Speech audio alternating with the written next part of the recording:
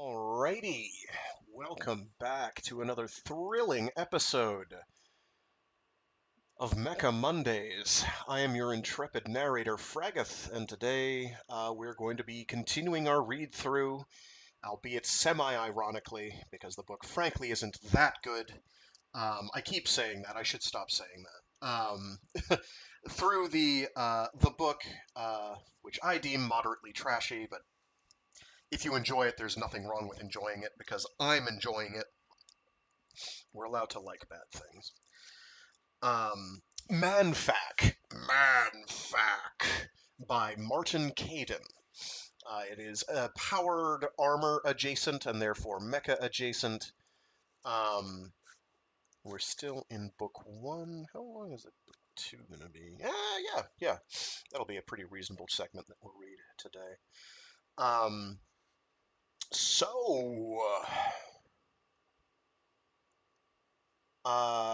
Previously on ManFac.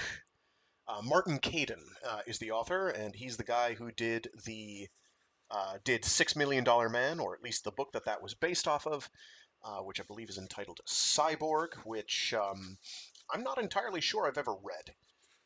I should probably do that at some point, because cyborgs are cool. Maybe I did a long time ago, I can't remember. At this very moment. So previously on, we were introduced to our protagonist, Lance Parker. And he is a nuclear engineer who designs nuclear power plants. And he had to fix one that he designed, that's underneath a mountain, that's secretive, that is claiming to be a fancy new hydropower facility, and it is not, was not, was being the operative word here because it goes critical, and he has to stop it, which he basically does, more or less. Unfortunately, he gets slammed with some rads when he least expects it, after he thinks he's fixed the problem. And so he's been slammed with a ton of rads, and the roof falls in on him. So he's extremely badly damaged. Right now, he is fighting for his life in terms of medical injuries and, of course, massive radiation poisoning. The fictional modern medical science is keeping him alive, albeit barely, but as his hot genius girlfriend, paramour Lee Grazi indicates, he's going to have to fight and have the willpower to actually live. He has to want it. As I indicated before, this book has, they're not tremendously gratuitous or detailed, but a fair amount of lurid material, so if that yucks your yum, as it were, or doesn't really work for you, I'm sorry. There's quite a bit of it. It's a tad smutty. It's a bit trashy, the whole thing. But I'm doing it because I felt I needed to do something moderately goofy, that I consider moderately goofy.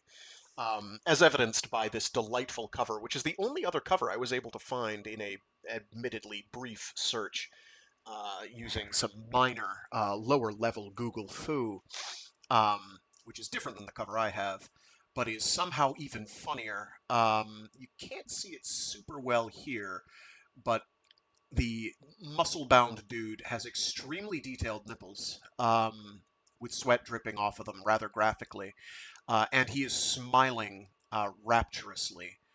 This is a scene that imagery will be used in the book. I don't know when we're going to get to it. I don't know that it will be. It might actually be today. I don't consider it spoilers at this point. And of course, the skull in the background is just a skull in a mushroom cloud explosion, and therefore awesome. All mushroom cloud explosions should have a skull on them. I believe when I am king, this will be imperial mandate. Get the science nerds on that one. Gotta have a skull in the middle of my explosion. Stylized is fine, but it's gotta look like a skull. So people know, right? Right.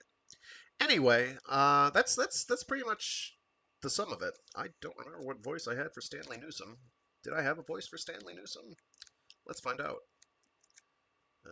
40 minutes after you blah blah blah. Nope, Matterly. I don't know what Stanley sounds like, so we're gonna invent it. Cool. There isn't going to be a huge cast here.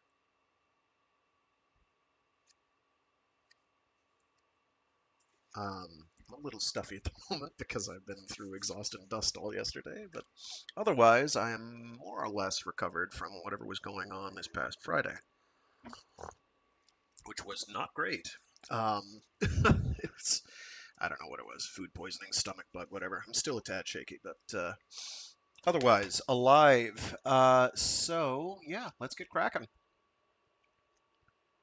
Let's get cracking. Is that also by Dell? I can't tell. Let me open up that image real quick.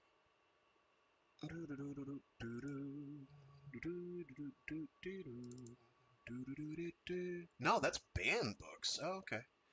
Um, yes. So, I can just barely make out the author's name right underneath his right deltoid. It looks like Kiro or K. I think it's K or Hiro, but I can't be sure. Anyway, it's a good time. So this is just fun. We're doing this for funsies. After we finish this, I'm probably going to do Yukikaze, which is going to be a bit more serious. There are some oddly placed moments of levity in mostly the second book, but also the first. But they're kind of incidentally funny or ironically funny. Like, I'm not sure. Like, they're funny on the surface, like, oh, that's a funny thing that happened. And it's like, well, actually, the implications of that are kind of dark. And then there's some of the opposite where it's like, oh, this is kind of dark, but actually, it's when you really think about it, that's kind of funny that they would come around to that conclusion the way they did by the means that they did. But that'll either make sense or it won't when we get there. That's not for a month yet. Anyway, uh, we're going to get cracking. Once I find my page, there we go. Okay, let's get going with more ManFac by Martin Caidin.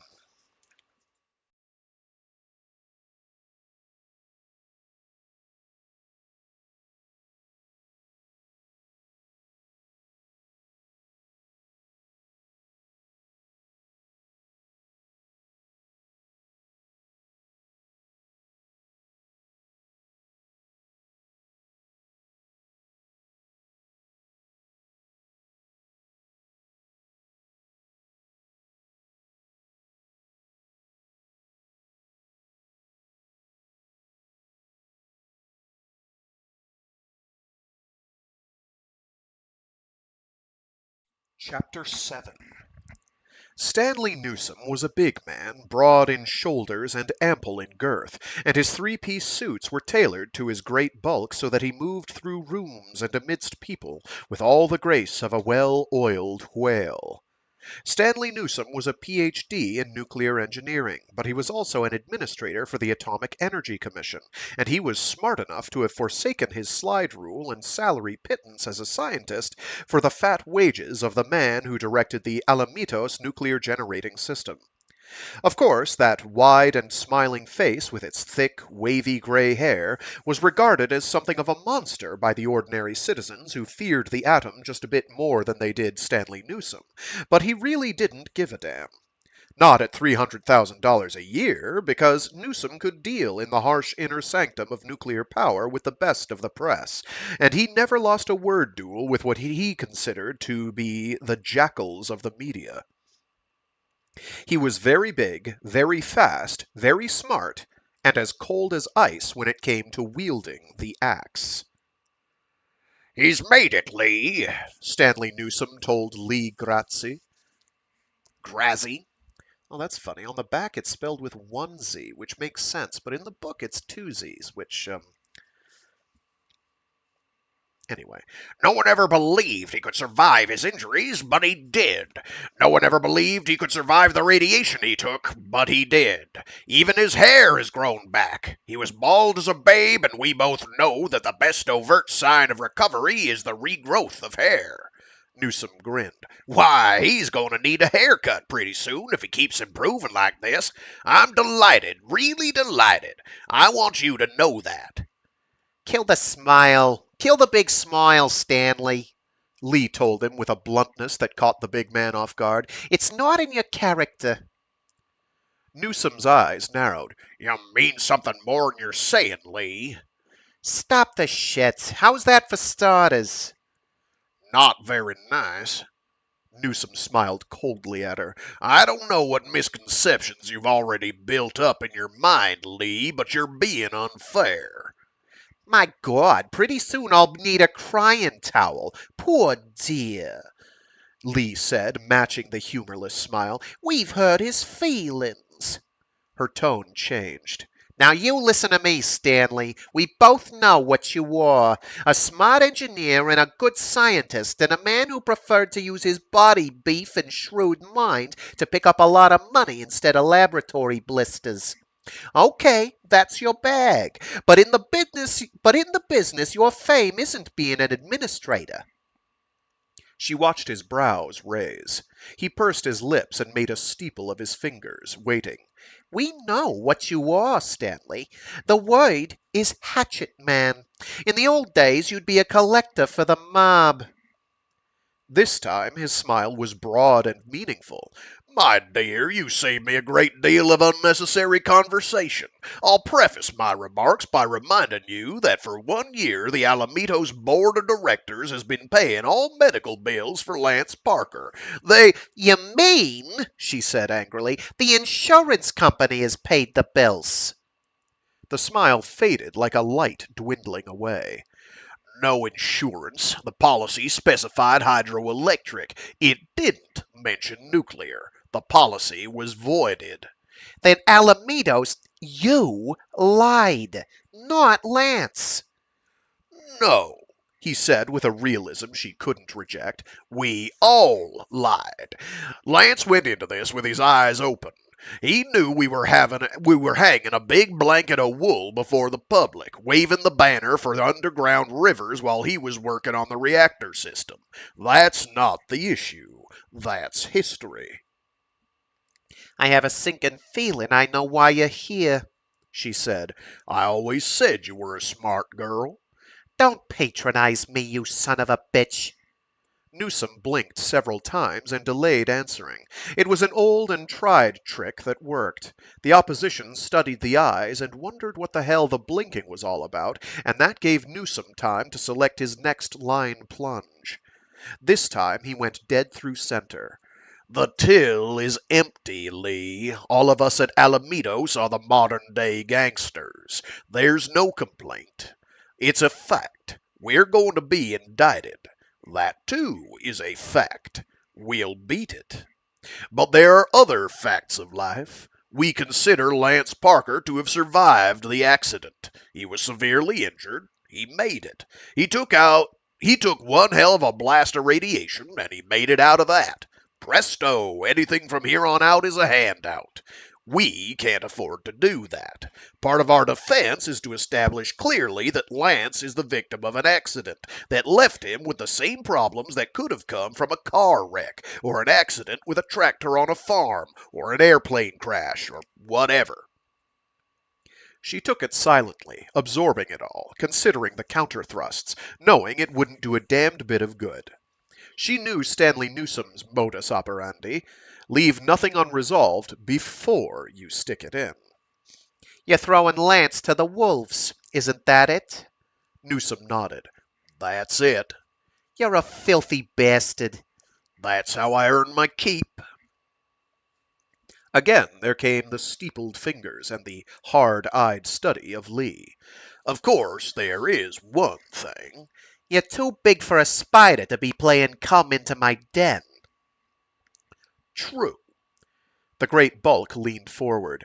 "The long and short of it, dear lady, is that Lance Parker is the only man who may be able to shed some light on what happened inside the core of the reactor. Don't forget, we're not dealing with a situation like the one we had with St. Helens when it exploded. There we had a bona fide volcano and lots of warning, and it was very spectacular, and it didn't kill as many people as died driving on a quiet Sunday.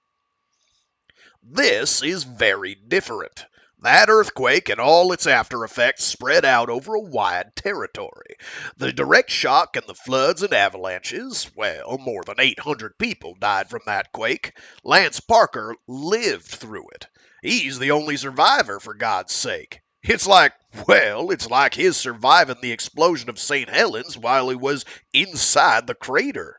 So he's all we've got. He's everything.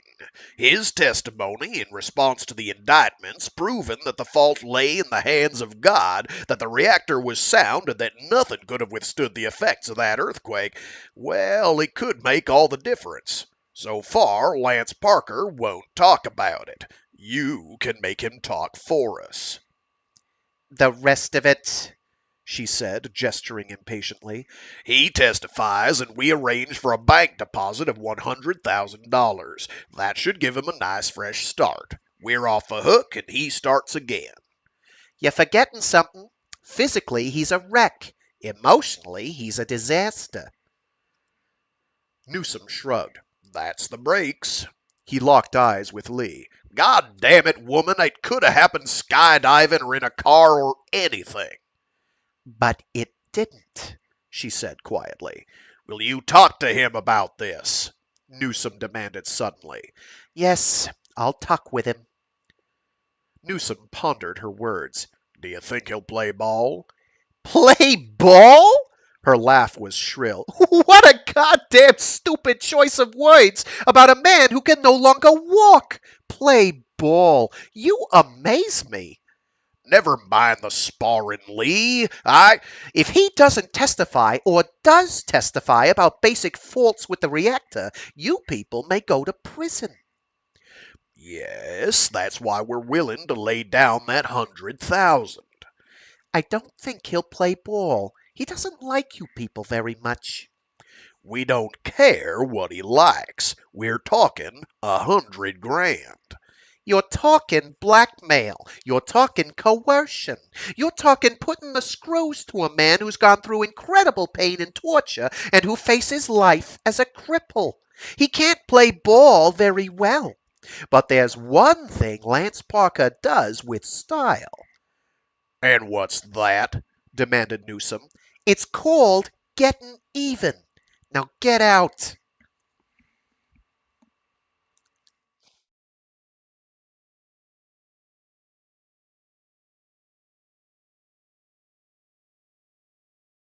He swung around slowly on the swivel chair, a twisted parody of a human being condemned all the more for his gnarled hand, the head suddenly askew from a permanently misaligned spinal cord. There was no way ever to accept that this disfigured wretch had been the athletically superb, the ruggedly handsome Lance Parker. What emerged with greater impact than ever before was the intensity of his emotions. Before his collision with a mountain, his drowning under radioactive steam, Lance had been strong but easy-going, powerful yet gentle, and, above all, unencumbered with any problems of self. Now the inner fire burned more fiercely, bitterly, sluiced and fed by torrents of naked anger. "What I want to do to you, Lee, what I want you to do, Lee," he said slowly, for he could not speak quickly, nor could he manage clarity in his speech. His damaged vocal cords had altered a beautiful baritone to a rasping growl, "is to leave me one last gift. Do you understand? I'm asking you for a favor. Stop helping me. Stop helping to keep me alive as Mr. Super Vegetable. Damn it!" She sat across thick carpeting in her living room, matching his eyes. God in heaven, that blazing hatred was a flame pure and bright. His eyes had gained an intensity she would never have believed possible in a human being.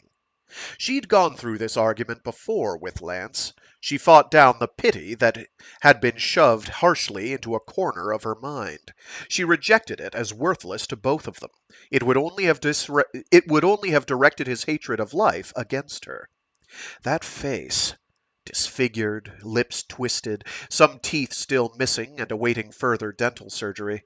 Flesh torn and scarred, his left hand gnarled through its fingers, one leg slightly shorter than the other. Strangely enough, the musculature was still there, bent and clumped, not the smooth flowing lines of the running athlete, but in some ways even greater than the strength he had known before, for the new demands imposed on his body created new areas of powerful muscle and greater sinew and tendon. Do you really expect me to help you in dying? She had planned to speak softly, gently, much as her fingers had caressed his body before, much as her fingers had caressed his body before and wanted to caress them now. But the velvet was wrong. He had to have his response in kind. If you do, you're as stupid as the desire.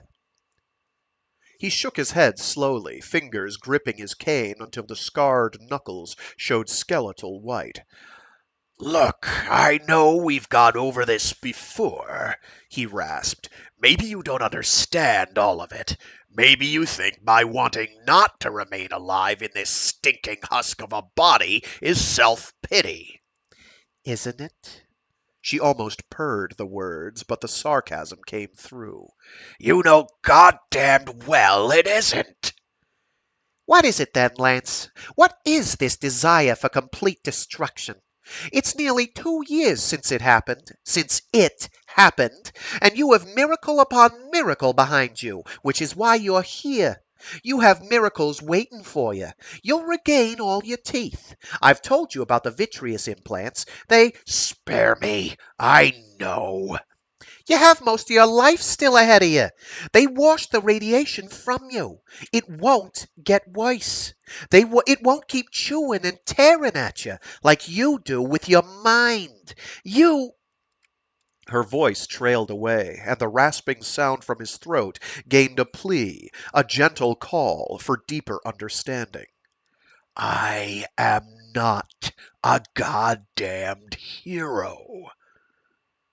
The words were carefully spaced, each distinct, each a verbal entity demanding its own attention. I didn't go to the moon. I never stormed a beachhead. I didn't win any medals, but I do have a right to put a value on my own life. It seems to me that the choice of living or dying is mine, and I am not scrabbling around emotional ice to find a footing. It's a ledger, assets and debits. Before, I had the assets and the debits were minimal. Now, it's the other way around. When I add it all up, this wreck in which I'm trapped just doesn't appeal to me. Do I want to live this way? Do I want to limp and scrape and twist and bend and walk like a broken doll? Do I want to scare the shit out of kids with my voice? Is giving people nightmares when they look at my face an acceptable solution to not living? She didn't hide her scorn. You forgot leprosy and bad breath. He blinked at her words. I'll put it another way, then. There's nothing wrong with dying if living isn't worth the candle. Damn it, Lee, we've both lived on the edge of wiping out. In balloons, skydiving, water skiing, mountain climbing. Driving in traffic, eating in fast food restaurants. She thrust between his words. He sat quietly for a moment. I'll ignore that. You and I, we did what we wanted. We took our chances. Now I can't do what I want, and life has lost its sweetness because I can't even walk up to the risks. I'm a wreck and not a man. I'm alive by a fluke, a long procession of miracles, if you like. The truth is that if you had found an animal in the condition they found me in that sphere, you would all have nicely agreed to be merciful and blown it away. He grimaced, smiled naked hatred at her. Why don't you be kind to the nice doggy, Lee? Laughter grated in his throat. Be nice to the doggy and blow out his fucking brains. You forgot something. I care for you, and I love you, and I don't owe you shit, lady. Her pause was brief. no, you don't. And I don't owe you. Nor do I pity you, no matter what you may believe. You needn't glare at me, Lance. Like it or not, what I just said is the truth. What I do find so repulsive is this farce of dying you keep on prattling about. She might as well have struck him across the face. Farce? He blinked in disbelief. Farce? He repeated. She nodded. That's right. You want the easy way out. Like someone overpowering you and throwing you off a boat so you can be eaten by a shark. Or by jumping out of a plane without a chute. Or, best of all, taking a bottle of sleeping pills. Slip off into the eternal twilight on clouds of opium poppies. Not bad, He said quietly. It was going too far. They were like two animals with fangs bared, constantly circling each other. It led nowhere but down. She bit the bullet. I'll make you a deal, Lance Parker. His fingers squeezed the cane, relaxed, squeezed again. I'm listening. I'm going to help you kill yourself. I don't believe you. You'd better believe, friend. Right here in this room, tonight, now. He looked at her with suspicion. What's the hook? She smiled coldly. I pick the weapon. You're playing games with me. The hell I am, but there's a condition. I said there was a hook. If there is, Lance, then it's all yours. I'll give you the means to kill yourself right here and now. But I don't believe you really want to do that. I don't believe that down deep in that mind of yours you really and truly want to die. So I'm going to test you. No, don't interrupt me. I'll tell you the times. He waited. If you don't go through with it, if you don't kill yourself, and I swear to you I won't intervene, no matter what happens, then you give me your word you'll go back into electric sleep and let me continue the plastic surgery and other medical work I had planned. He took several deep, shuddering breaths. No gimmicks? He said finally. She shook her head. None.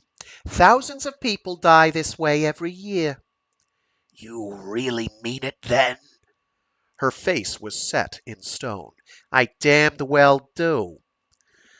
All right, let's do it. Fear stabbed at her heart. But there was no backing down now. She must gamble on two things. The first was, as she said, that deep inside him he did not want to die, no matter what he said. The second was the reflex of the body itself to resist death, an instinct that howled deeply in the furthermost recesses of a man's mind. Fight, struggle, kick, bite, kill, but never give in. The selection of the weapon was everything. That was why she had made the sudden decision. If she brought him a gun, it would be too easy. There's no defense against the angry, sudden, blind squeezing of a finger that sends a bullet into the brain. No knife. He could fall on that like the samurai of old. She stood up. Wait here. She returned from the kitchen and placed a low table before his chair. On her next trip, she brought a large tub in which she normally mixed plastic chemicals. He sat in silence, and she kept her lips tight as she made a dozen trips to and from the kitchen, each time returning with 2 large pots of water. All right, Lance, it's full. 2 feet of water. You need only hold your nose and mouth an inch below the surface. Just breathe it in and keep breathing it in, and you'll drown right here in front of me. And as God is my witness, I will sit here and watch you. You bitch. Why? I know the reflexes as well as you do. Do it! His eyes blazed at her. Abruptly, he flung aside the cane, leaned forward, grabbed the sides of the tub, and, in a final gesture of hatred and rejection, slammed his head deep into the water. She forced herself to keep her eyes open, to watch. She saw it all. The fingers going through spasms as he fought desperately to keep his head immersed, the convulsions as his lungs took in water and autonomic functioning rejected the killing fluid. She heard him snarling, screaming under the water. His body twisted from side to side, and he was a broken, mangled doll, moved by some satanic force, and, Oh my God, he's doing it! blackness began to envelop Lance, and he felt his muscles shuddering and his body jerking to and fro. But he fought back racking coughs and the primal scream in his mind to let go, to come up, up out of that last breath. And then he smiled to himself because he knew his lungs had too much water, and he let the blackness take him, and he... She bit through her lip as he retched violently, already unconscious, the violent subconscious lunge throwing him backward and away from the water, and he collapsed on the carpet, soaked, his body twitching and convulsing, choking. She couldn't take the chance. She rolled him over and bent to him for mouth-to-mouth resuscitation. For a moment she thought he had won. His body went limp without so much as a tremor. Then she felt his heart give a sudden jerk, and another, and he was fighting madly to come up from that deep water in which he was drowning. When, finally, he could breathe again, when he could see, he focused his eyes on her. She sat quietly in the same chair. He shook his head. He could think only that he'd lost. God damn you, he said.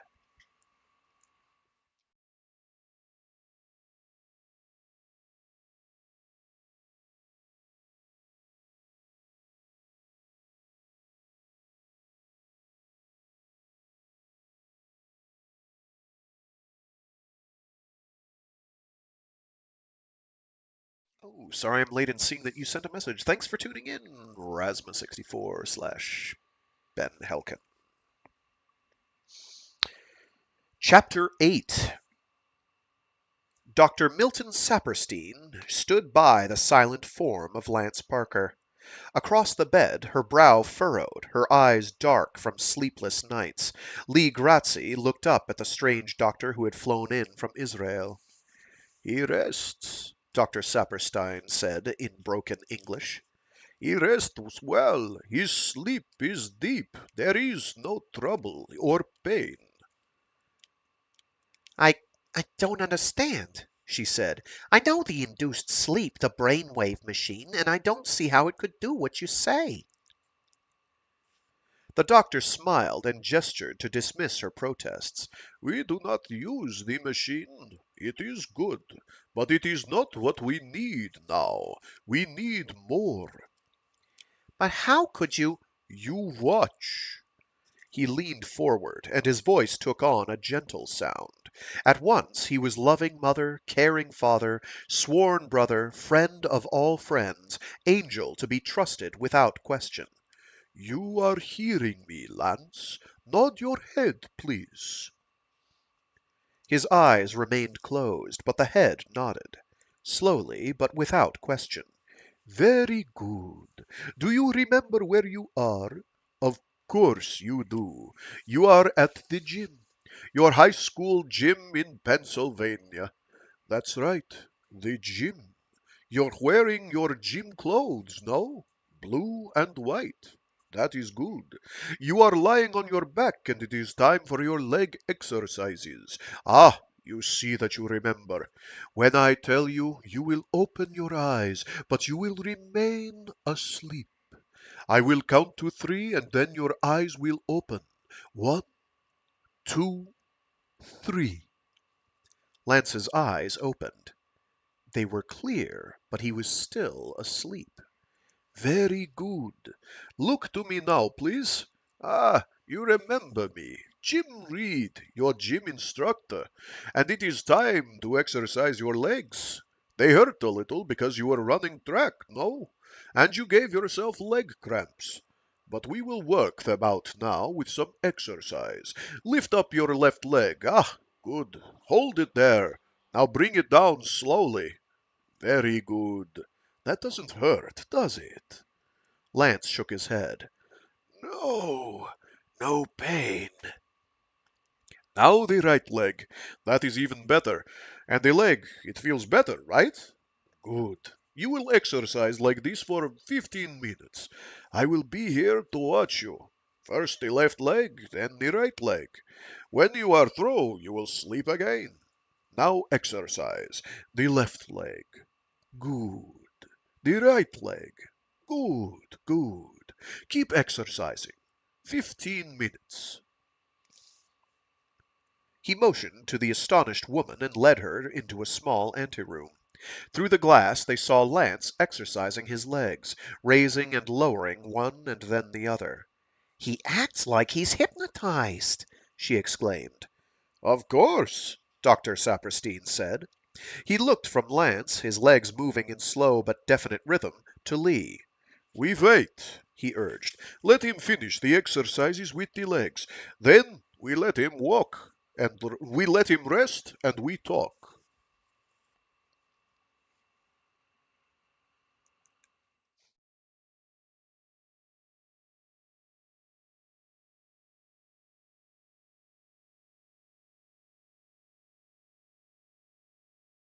I was able to place Mr. Parker in deep hypnosis only because he was more than willing to fight his way out of his situation.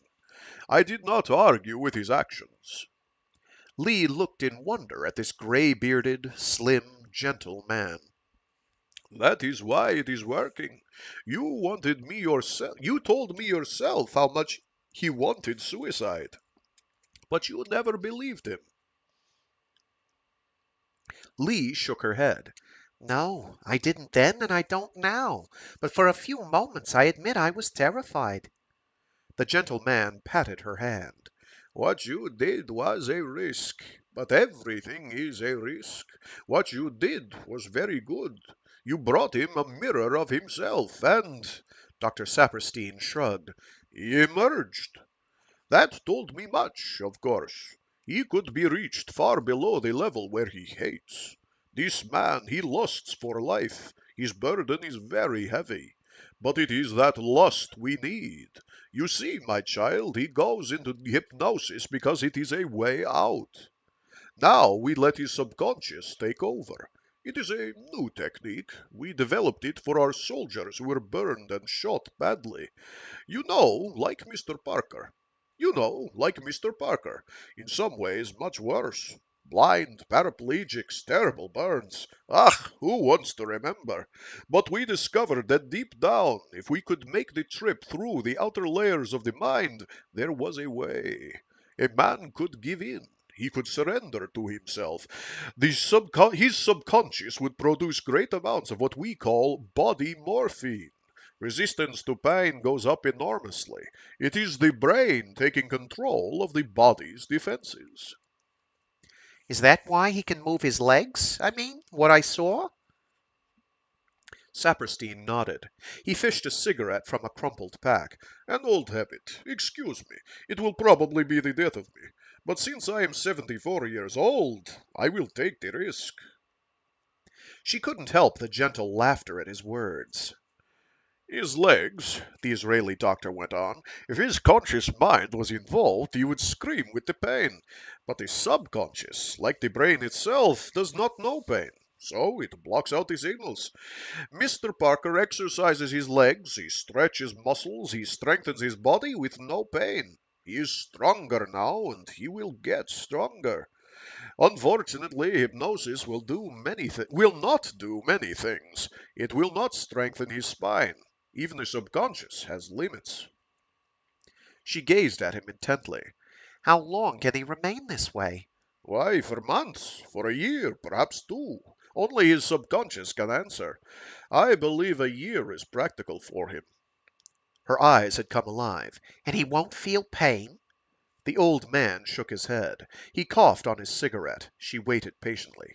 No, believe me, I know you love him and you worry about his pain. That isn't my reason, doctor. His raised brows showed the question, and she hurried on. Yes, I love him, and very dearly, but I am also a realist. This year you can give him can mean everything to him. Tell me how. He avoided her gaze and toyed with his cigarette. Why, all the medical work we could do, she said, honestly surprised with the question. Most of his teeth were broken. He would never accept dental bridges, but carbon vitreous implants with the blade edges for dental caps would give him teeth as good as his own. They would be his own, in fact, as the gums grew around about the implants. That would be an enormous step forward. Go on. He needs plastic surgery. We may even be able to implant one or even two vertebrae, past the nerves around them so we can straighten his spine. Not as well as before the accident, but it'll take away from him that terrible twisted walk he now has. We can transplant hair even better than what he's grown back since he overcame the effects of radiation. We may have to break his fingers so that they can be repositioned and brought to knit together. Lee stopped abruptly. But you know all this. I apologize for lecturing you. Fingers of surprising strength gripped her wrist. No, never think that. No man knows so much he cannot. Oh, no man knows so much he cannot learn. Why is the hypnotic state so vital in all this? Because then he's cooperating. Ah, excellent. Tell me more. We can't keep him drugged all the time. It won't work. We need him to exercise to prevent muscular atrophy. We need him to accept more pain than he's willing to endure or may even be able to endure. We need the other Mr. Parker, no? She thought swiftly, then understood. I see what you mean. That part of him that fights self-destruction. Yes, yes. So we are in a race. We must get as much done for him while his conscious mind is willing to bow to his subconscious. The moment there is conflict, I must warn you, he will emerge from the hypnosis state. When he does, you must never forget that no matter how much time is passed for us, for you, for me, for him, he will have gone to sleep, and he will come awake as if only a night had passed. His mental attitude, you see, my young lady, will be the same. That is what you must never forget. Inside his head, Dr. Saperstein, Dr. Saperstein tapped the side of his head. Very little, if anything, will have changed. That is when the real struggle will be decided. She was astonished, and her surprise let her words slip unguarded from her. What the hell is going on now? A game? She was even more surprised with the response. Of course, a game. That is what life always has been. A game of life and death. That is the history of all men. We are born to die, and we most certainly will die. We cannot change that. Deep in our minds we know that. So what happens between being born and dying is a game. We can never win. That is what you must understand, especially since you are playing God. Me, I am maybe a small Moses, if even that. I am here because my government says to me, Milty, you go to America, where there is this man who is hurt very much, who has survived enough radiation to kill 10 men. Find out how he lives. Find out why he lives. Find out all these things, for Israel has been in many wars, and there will likely be many more wars to come. They are right. And if I can learn these things, maybe I can save the lives of many young Israelis who must fight our wars and suffer very badly. I'm playing God? It was as if she hadn't heard another thing he'd said. He held out both hands in supplication for her understanding. You are surprised. A man wants to die and you bait him. You trap him in a suicide pact. You gamble with his life. And you are not playing God? What is it then? A game of gin rummy? I I never thought of it like that. Oh, I never thought of it like that, I mean. I never wanted to. Her voice trailed away. He patted her hand as if he were offering tender care to a child. Ah, my dear young woman, you have been hurt. This man whom you love tells you to go to hell with your love, and this is like a knife in your heart. It is true, we both know this to be so. Since he will not listen to your love, since he turns his back on your help, you have no choice. You will help him no matter what he says, no matter what he does, no matter how much he wants to die. You say to yourself, God will not help him. What else is there to do? You become God. You. I Shush!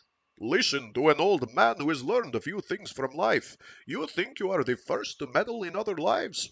That is our heritage, all of us. Meddle and interfere, criticize and give advice. That is our way. You are no different. Even your reasons are no different. And if they were, what would it matter? Do you know what you do? She stared at him, numb, shaking her head.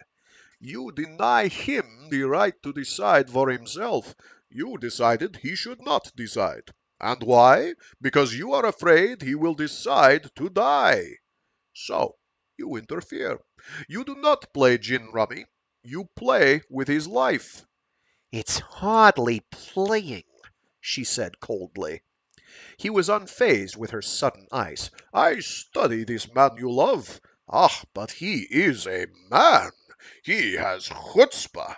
He loves life. He lives it. He challenges it. It is the sweetest of all wines. Never did a vineyard give us wine so sweet. Now it turns to vinegar for him. Sour. Sour inside his mind. You are trying to convince him you can turn the vinegar back into wine. Am I wrong? She sat quietly. She sat quietly, her hands now folded in her lap. No. The word could barely be heard. She cleared her throat. What else can I do? I mean, what you're doing with him, it's incredible. I can pay for the surgery, all those things. But how do I get through to him? How do I convince him that destroying himself is the worst thing he could do? He looked at her with a sadness that seemed thousands of years old. For the first time she saw just how thin, how much like parchment, was this man's skin. How the lines were embedded so deeply along his eyes, how long and how much he had lived. Then he answered, as men like him must have given the same answer all through history. You are asking me. Who do you think I am? You think that maybe I am God?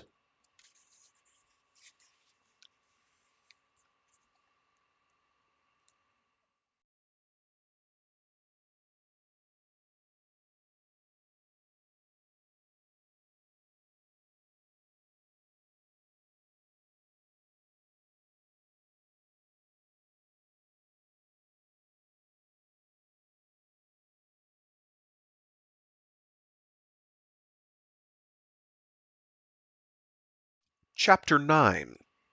For the first time in more than a year she was able to remove herself, emotionally as well as physically, from the presence of the man who so completely had dominated her life. For the first time her absence provoked no onslaught of guilt. She didn't wolf down her food because the possibility of savoring her meals would make her feel like she had no right to such pleasure while Lance suffered. She no longer avoided the pleasures of a swimming pool where her lithe limbs and strong young body moved her through water like a creature of the sea.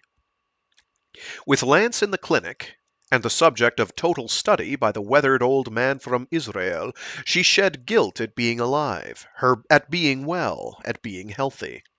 For a week after her meeting with Dr. Saperstein, she indulged herself in a quiet, private orgy of tasting, feeling, hearing, touching, enjoying.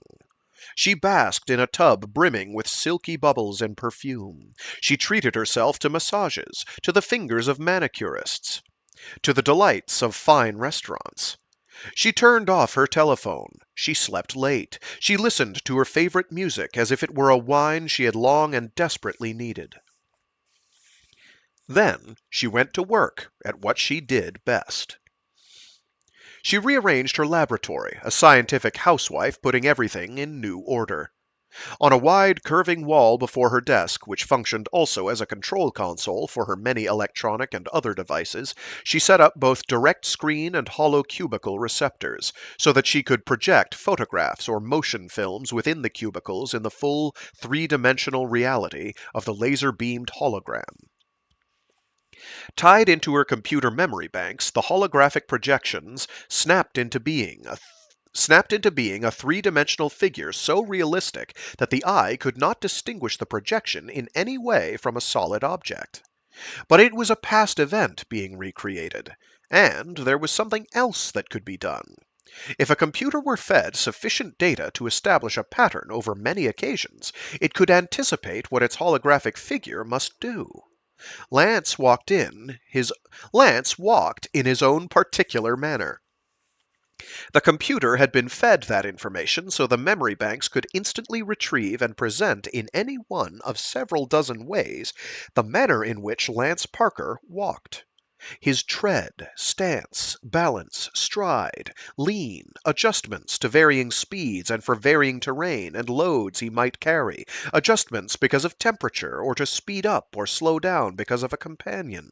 All these were in the ghostly electronic patterns of the computer brain because, Lee sighed with relief, she had this crazy penchant for recording just about everything she could put on Super 8mm film. Now it was offering up a reward she had never anticipated. Because she had a living record of the physical motions, characteristics, and mannerisms of Lance. Oh, there's a period there. Because she had a living record of the physical motions, characteristics, and mannerisms of Lance. She had his voice from 100 or more occasions, serious, laughing, intent, free and easy, the wide gamut of oral identification. She had more than his voice print. She had his complete sound print to be mixed in with the other data.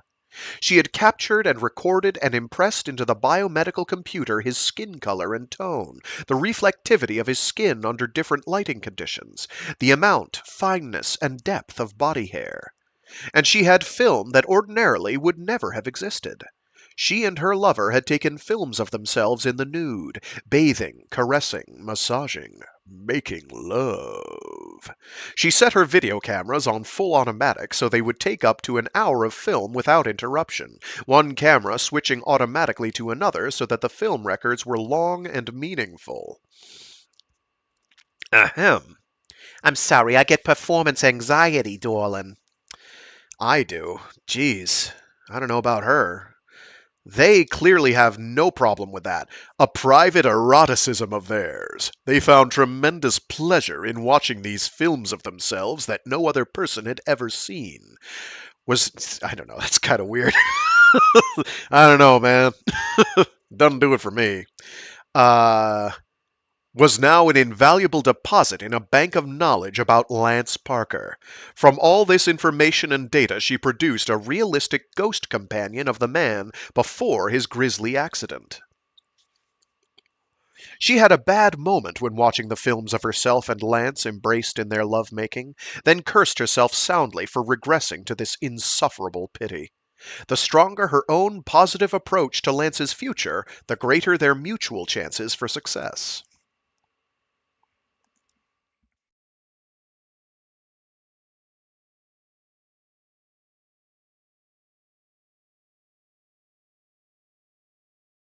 Slowly, almost mystically, the computer began its transfer of memory banks to shimmering reality.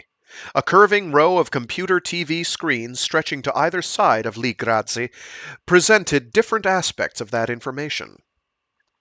On one screen appeared color photos of Lance, showing different angles. On another, a gridwork pattern developed, a three-dimensional computer impression created from the photographs with data down to a thousandth of an inch as to facial feature sizes. Another screen interpreted in numbered gradients the hues and reflectivity and nature of facial surfaces. Still others, the movement of the mouth, the flexibility and limits and patterns of skin stretch and distortion, eyebrows, muscle, and nerve movement. The computer was creating a literal mathematical model of the human being in terms of Lance Parker's physical structure, movement, balance, flow, expressions, and other elements that made up the man. Not the person. There remained that fine line not even the computer could cross.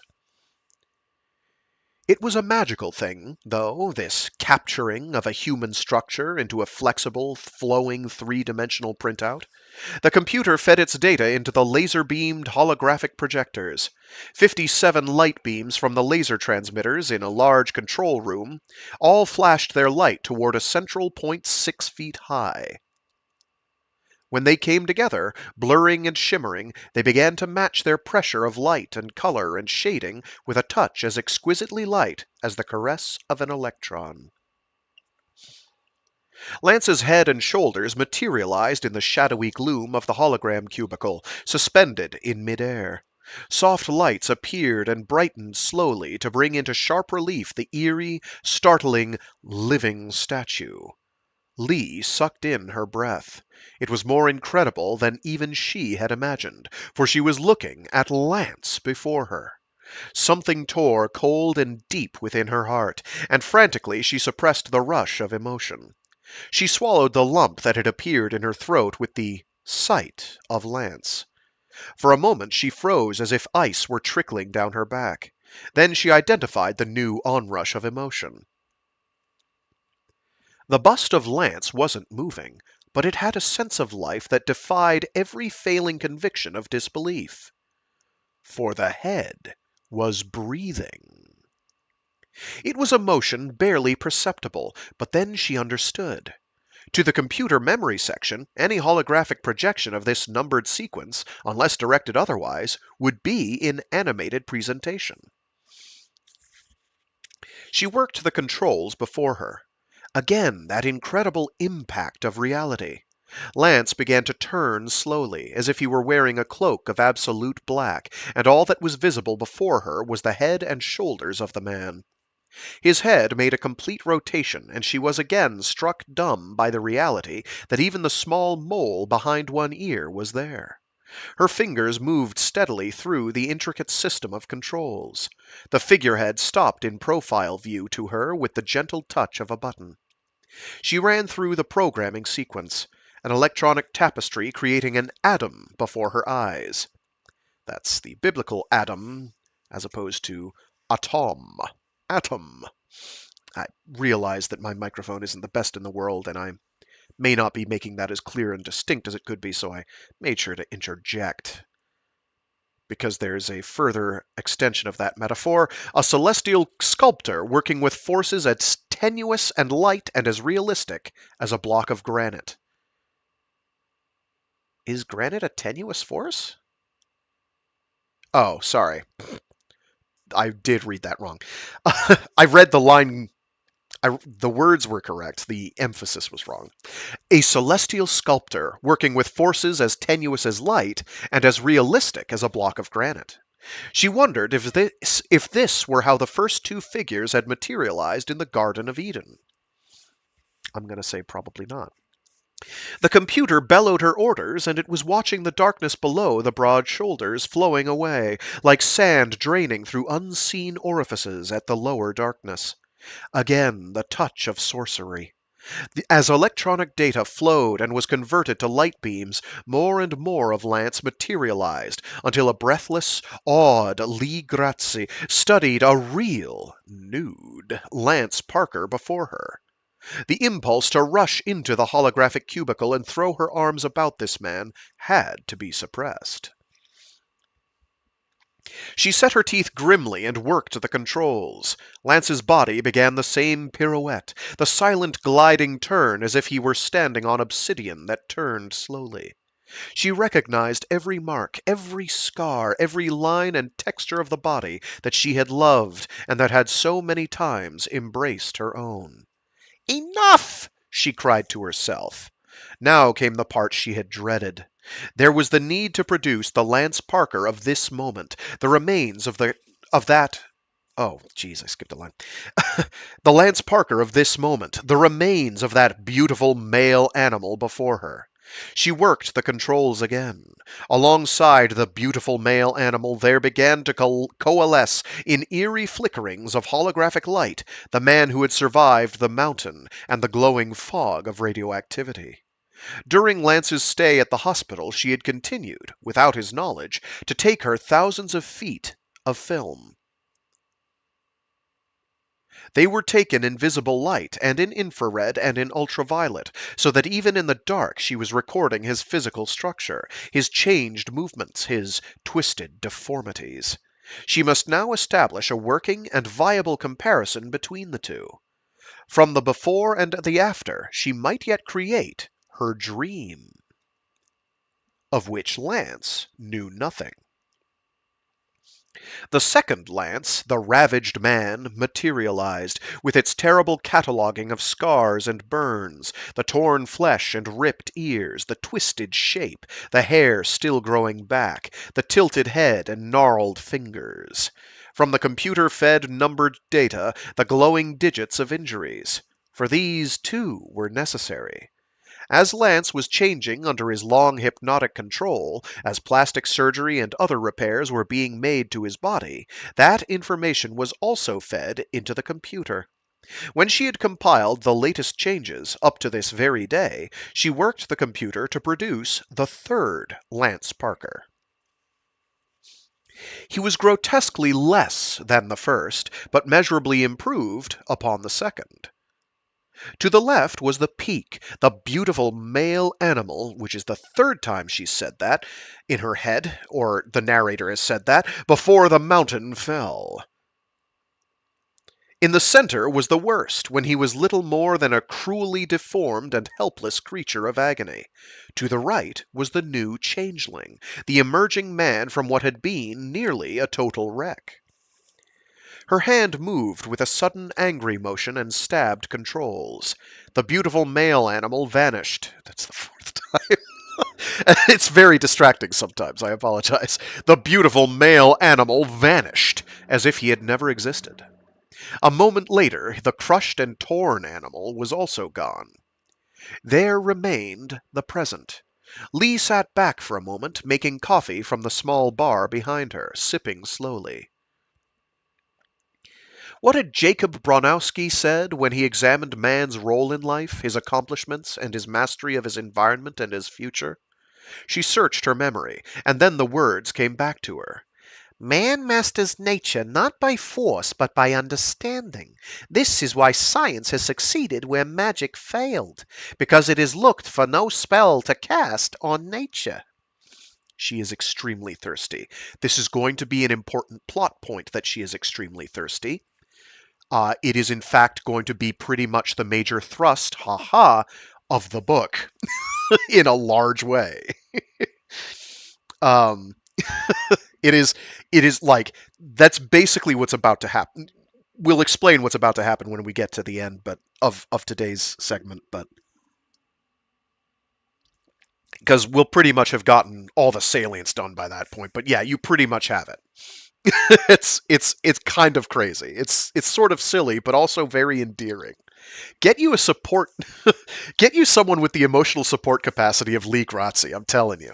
Jeez Louise, she's determined. But magic would have been a damned sight easier, she decided. She looked again at the long and terrible list of injuries. This was her key and the lodestone for Lance. For what she had gathered together, from what she had gathered together, she would produce a means to give Lance Parker mobility denied him, strength torn from him, an acceptable physical appearance ripped from him as effectively as if his face had been bathed in acid. Steel cables would supplant withered and burned sinew and tendons.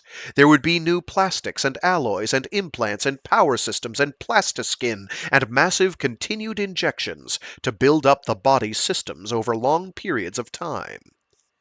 She would call it ManFac. Man facsimile. The name felt better, more comfortable, the more she toyed with it. She tapped it into the computer, presenting it in glowing letters suspended in air. ManFac.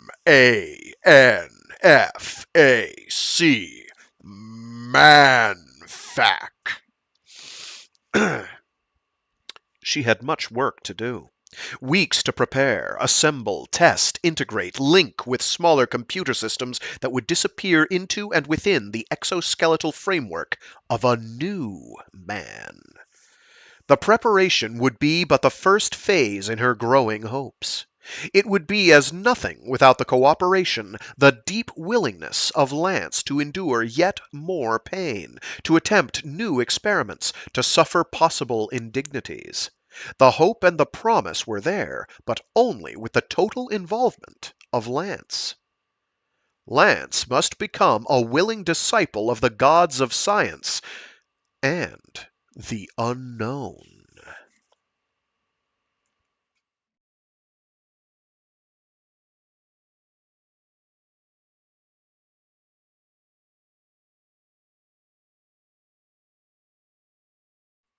They brought him through her door only 5 weeks later.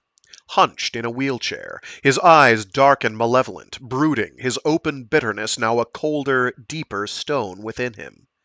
5 weeks! And she had hoped for at least 6 months, perhaps even a year. Oh, God. The old doctor had driven to her home, had met with her in the laboratory. Dr. Saperstein's hands trembled as he scratched a match into flame and lit a cigarette. I do not know where to begin, he said, his sorrow intoning his words like peals of death. She sat across from him and took a leathery hand in hers and held his gaze steady. What happened? She pressed gently. Anger appeared in his face. He quit. She waited, and there was no more. That's all? She pushed. All! How much more can there be? He quit! Inside him, the hypnosis no longer worked. He went under, but he twisted and he turned and the sweat broke out all over him. And it was no good at all, because now he was fighting us. He has a towering will, this man of yours. He may be broken and bent, but inside that head... Saperstein tapped the side of his skull. There is a giant, and the giant fought us, and there was no use continuing. When we went to help him, he refused. His hands are still twisted, but he struck a doctor so hard that the doctor was unconscious from the blow. Such a lump he gave him. If he could only use that same spirit to build... I have nothing else to say. I must go. I can do you no more good here. Soon the ambulance will be here with your man, and you will need the help of God this time. God and a good woman. That can accomplish miracles. It has in the past, and it can do so again. I do not want Lance Parker to find me here. He will associate us with a plot. He thinks that way. It is all a plot. We are scheming against him. Why would he... No, you don't understand, Saperstein said, his hands fluttering. We are plotting to keep him alive, to make him better, and all he has left is to fight against it, against us. Getting better is a long and terrible trip. That is not a fight. It is a struggle. It is easier to burn down a forest than to chop every tree one by one. So he must not associate us together. But remember this, my good woman. Remember that we have passed one major point. He will not harm himself physically. That much we have done. The challenge is there. He will not commit suicide with a gun or a knife or a bomb. The violent self-destruction is no longer a problem.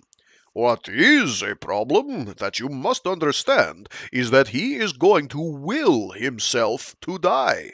He will try to will himself into death, and he is strong enough to do that. I have seen it happen before.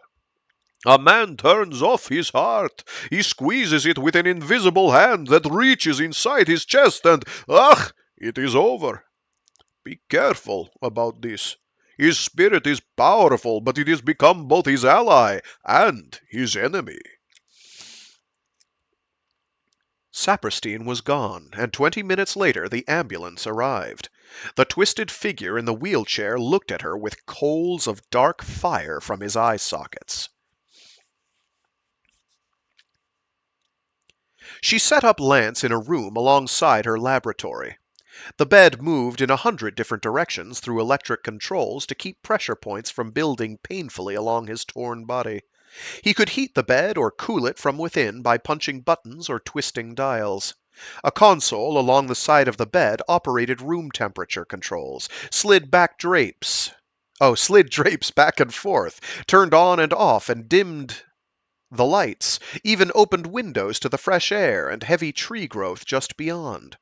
Lee even built a curving set of rails that enabled him to bring himself to and from the bathroom without her physical aid.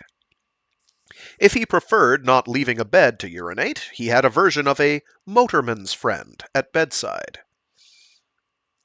A bedpan or something, or one of those, not a catheter, but basically a bottle bedpan thing, I assume. It was all there and more.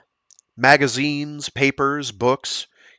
All could be held by hand or read through projected wall screens. He had television and a vast library of video films from which to choose. But the screens remained silent, and the books unread, and music unheard.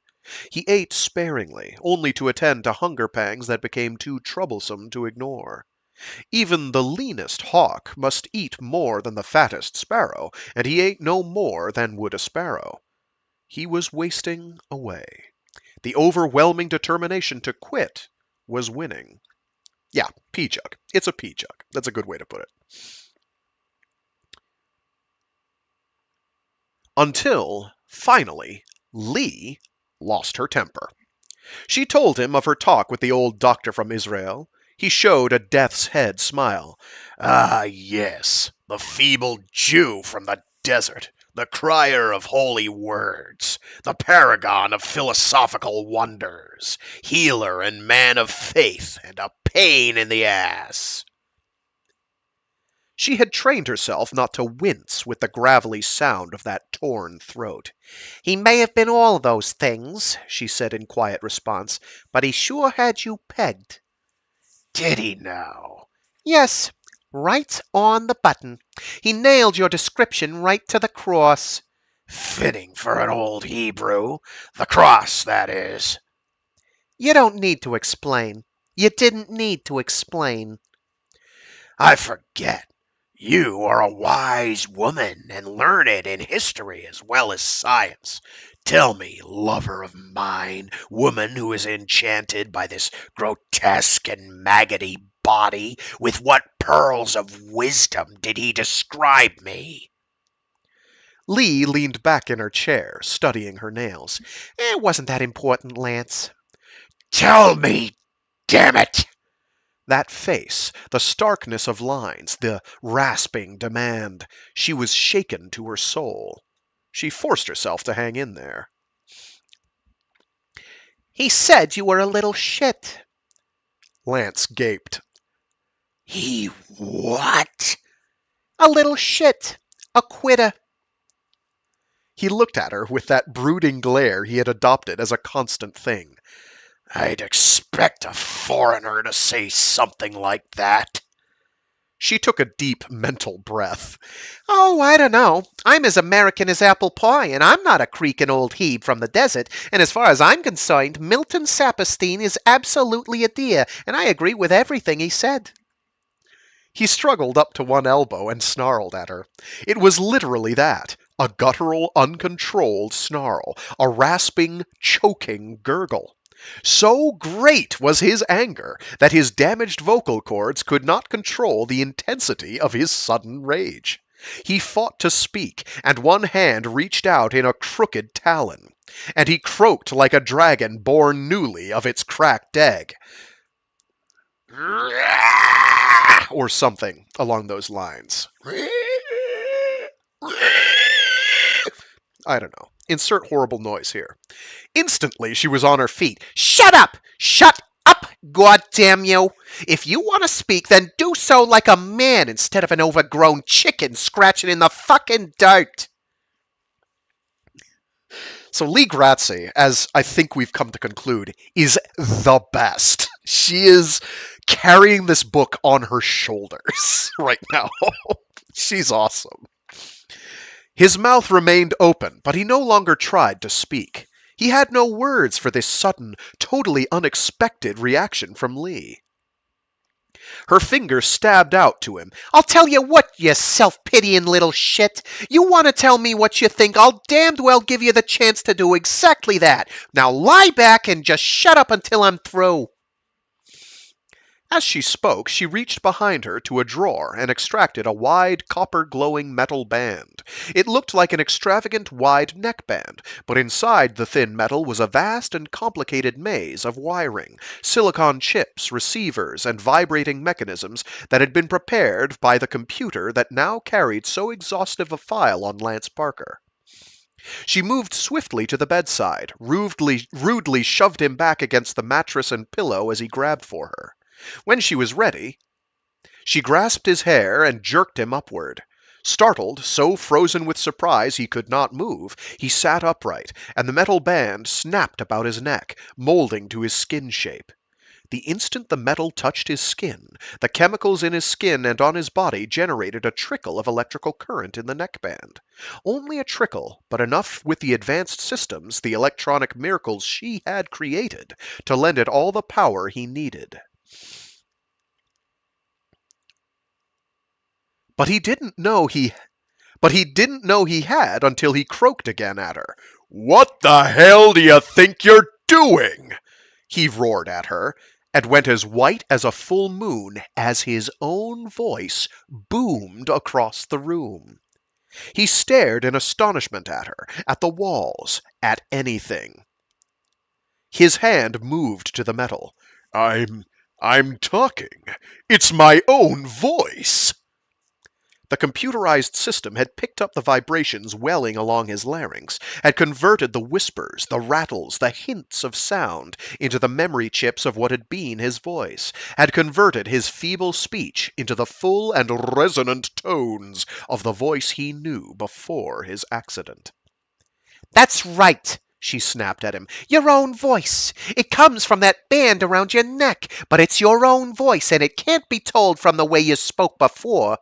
But get something straight, you son of a bitch. Now you've got one less thing to complain about, to feel sorry about. You've been wanting to tell me how much you hate me, how much you want me to go to hell, how much you hate living, how much you want to die. Well, damn your hide. Now you can tell me. Go ahead, tell me, and then do it!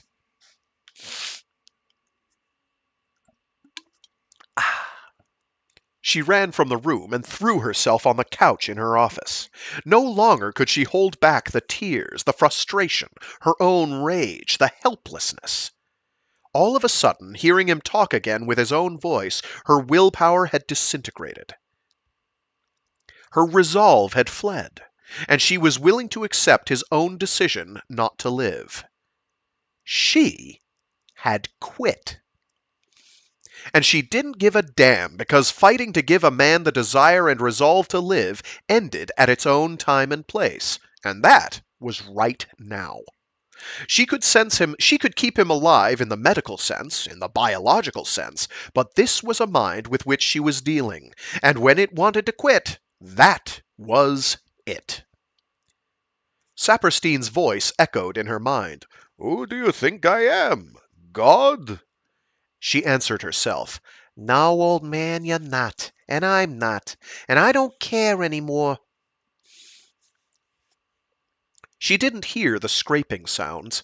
She didn't hear a thing out of her own soul until she heard his voice again. Not shouted. Quietly. Lee?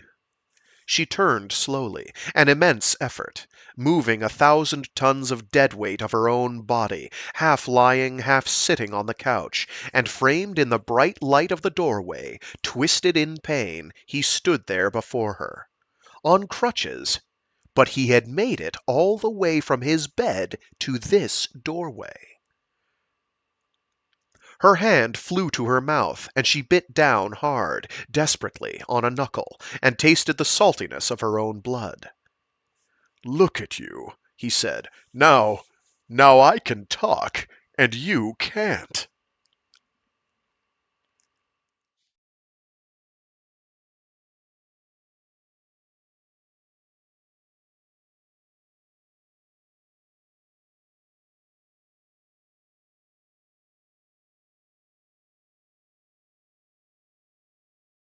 Brilliant use of reverse psychology there.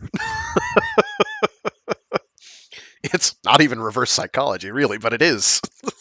Like, she's like, yeah, no, I'm sorry, I'm done. I can't keep doing this. So, go ahead and quit. Bitch ass. Chapter 10. Slip your hand into the system as if you were putting on a glove. That's it. Try it for movement now. Lee urged Lance. He had eased his gnarled right hand into a facsimile of another, larger hand that defied description as artificial. Lance moved his fingers gingerly within the glove and grinned at Lee. "It feels like a hand within a hand," he remarked. That's precisely what it is, she confirmed. It is a hand, not simply a prosthetic. That thing has almost as many nerves and connections as your own. How does it feel? "Inhuman," he chuckled. "No pun intended. It feels like I've put my hand inside another human hand. It's, well, comfortable. I thought it would feel warm, maybe even hot. But it doesn't. It feels cool." Good. It's a new synthetic material that undergoes a chemical change when exposed to perspiration and heat. It stays cool, for about 200 hours. Then we change the lining. Now, let me see you move your fingers. He hesitated. That once strong and supple hand of his was gnarled and misshapen, knuckles bulging at crazy angles. Don't be afraid to move it, Lee urged. Remember, that hand is an electronic interpretation of your own hand as it existed before, except that it's slightly larger to accommodate your own hand and its equipment. Go on. He moved several fingers. He stared in wonder. The hand at which he looked moved with his own thought. A human hand, perfectly proportioned, large, strong, supple, lines and creases and hair. He moved his index finger. His own could move only through a fraction of its former freedom. But the hand he watched moved easily, and the index finger went through full and complete movement. "How did you manage that?" he asked quietly. The computerized record of full manipulation is locked into the system. Any input on your part functions through the memory circuit.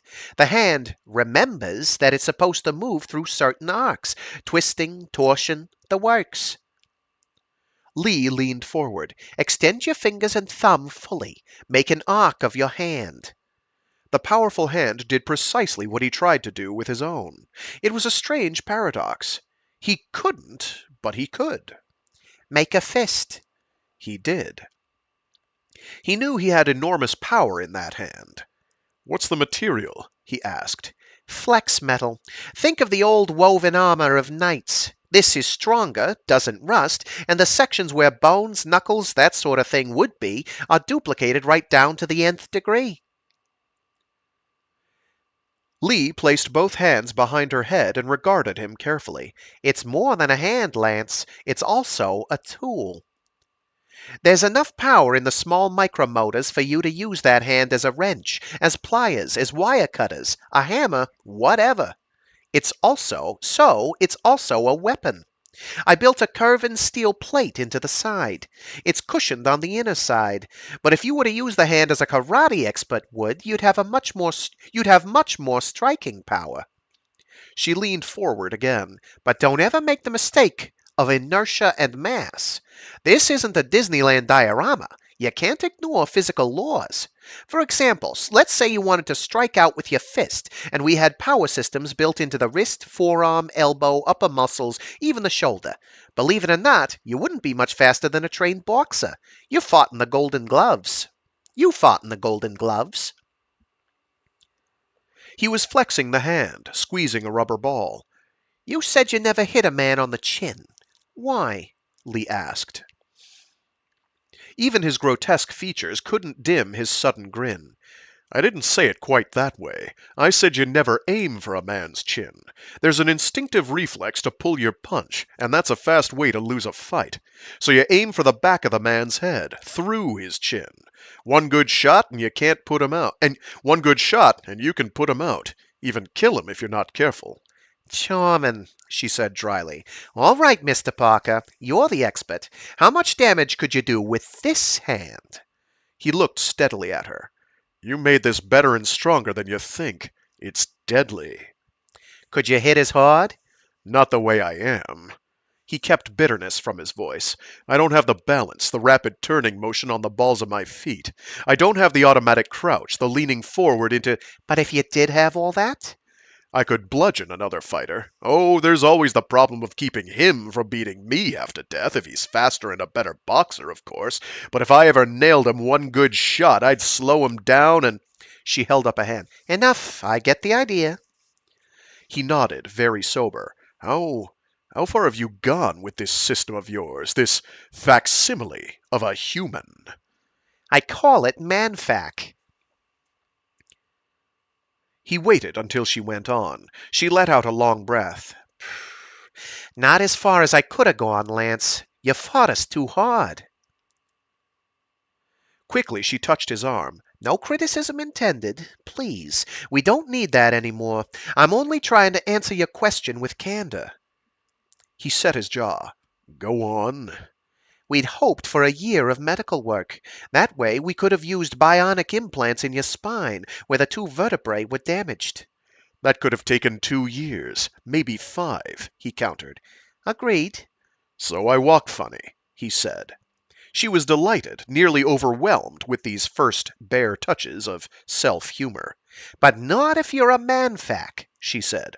Not if I am one?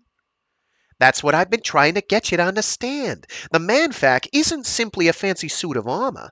When we bring together you, a human being, an individual, with the ManFac, it's not like donning a suit of armor. It's a symbolic act in principle and in reality. You become what you are. Does that sound crazy? Yes. All right, we want green. You're blue and ManFac is yellow. Stir them together and... Okay, I wanted the semantics clear. Once again, please, as to why it's not putting on a system, though. If I were to wear an exoskeleton like those they've been using in industry for years, it's simple enough. I wear the exosystem. It's a metal-ribbed framework in the basic shape of a man. If I want to lift 500 pounds, I apply lifting force in the normal sense. A detector picks up the attempt to lift, senses that my own muscles can't do it, and adds energy. Which comes from a direct electrical plug-in with motors, reduction gears, stuff like that, she broke in. Right.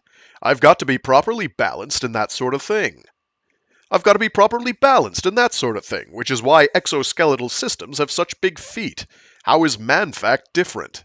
Wearing an exoskeleton is a bit like snuggling into an MGB sports car, Lee said. You're operating power systems. The motor, brakes, windshield wipers, horn, air conditioning, whatever. Through control of power devices. You've got to make the effort to push this button, press that pedal, twist this dial. When you go to the next step upward, you're into the exoskeleton. It's the ultimate fitting MGB, let's say. But it's terribly clumsy.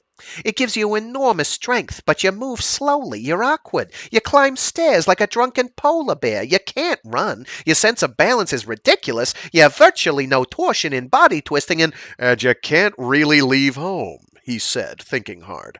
That means your ManFac has mobility. Your ManFac, she corrected hurriedly. He chose to let the remark slip by. What kind of power? Batteries, different types, inertial systems, tied in with memory metal for spring reflex action so that a little bit of muscle push goes a long way.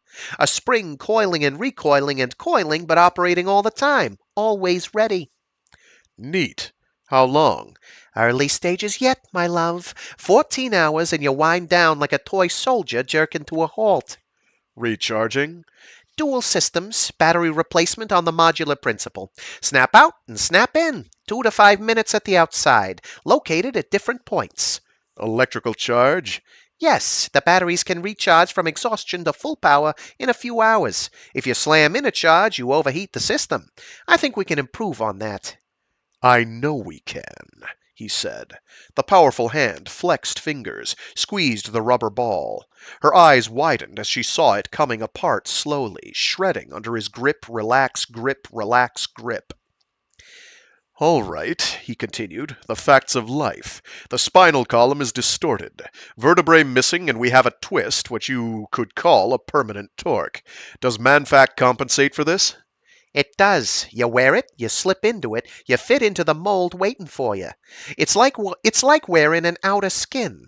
It is not, repeat, not a shell. It is not a suit of armor. It is an outer body of yourself. The interior adapts your frame, distortion and all, and receives body input.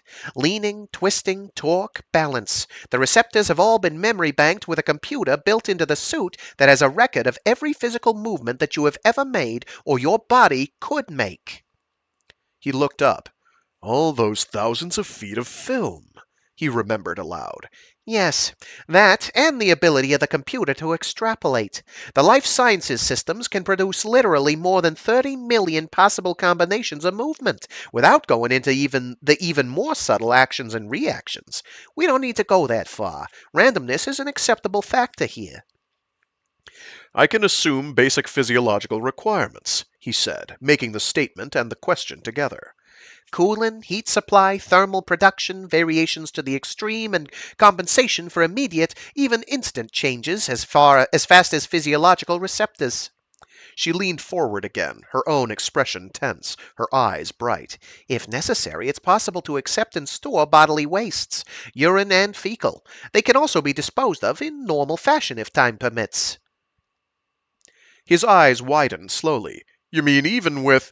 Let's not be childish. We've made love too long. I have the films of us. The ManFac system accommodates for thermal change. The penis fits within the penis with compensation for engorgement and erection. Ahem. He shook his head. You didn't include tactile response, I hope. Don't be silly. The girl wants the inner man. Yeah, he said heavily. I don't know about that, but I'll buy what Raquel Welch once said. Which was what, love? Someone asked her, it was on a television talk show, what she considered her most erogenous zone. She pointed to her head. She's right, Lee said. It ain't up there. It ain't up there. It ain't nowhere. They moved into an awkward pause. These two had made stirring, wild, tender love. They'd planned their lives together. Lance's genitals were unaffected by his accident. Oh, that's fortunate. His suit had been heavily armored, and his groin protected with steel plating. The radiation had made him sterile, but that was the same as a vasectomy without the knife. Okay. In a way. Yet since the accident they had never even approached a sensual or a sexual attitude between them. She knew better. All the words in the world, all the responses she could offer, wouldn't get past that built-in barrier that the princess doesn't want to get laid by the horned toad. So she had let it alone, hadn't rocked the boat. But now she wanted him. He held up his arm with the hand still moving, marvelously alive. There's more where this came from, then? An entire ManFac. You. What's the next step? Slow and easy. I can't work miracles. I need your cooperation. The basic system is ready. Now it requires your input. You need to develop new muscle tone, new reception to movement, to shift in body mass, to kinesthetic response. You've got to grow with the ManFac. It's the only way it'll work. Slow, steady progress all the way through. He squeezed the hand as hard as he could. Dust trickled from his fingers with the remains of the rubber ball. He had crushed it to a pulp. He looked up at her. You're better than you thought you were, he said. All right, woman, I'm ready. Let's go. Not yet. I need a new attitude from you. His eyes narrowed. Like what? No failure syndrome in your head. It won't work if you hedge. I didn't plan to. You walk. Crutches. You work out. You progress onto two canes, then one. The ManFac is you only when you two are together.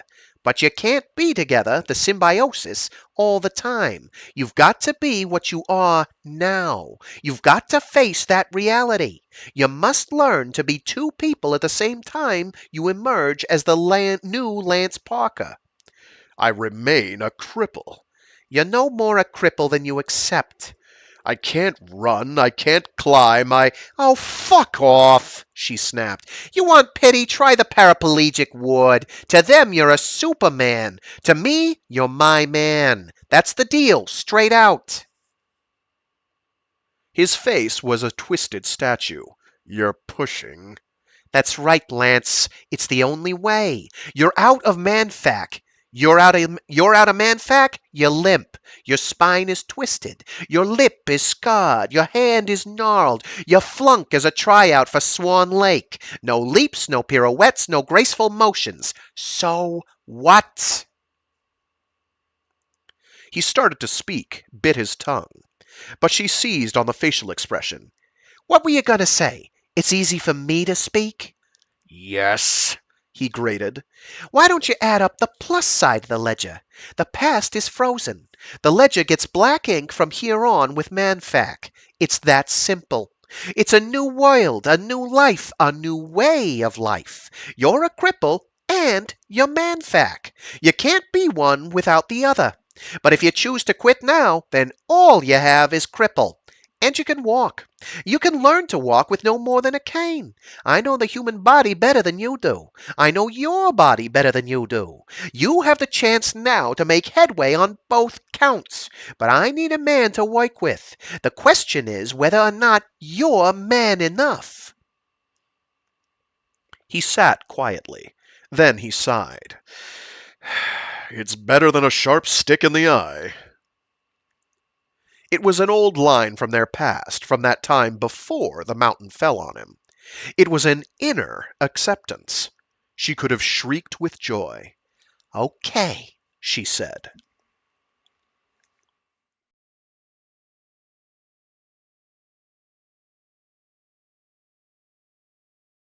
So real talk.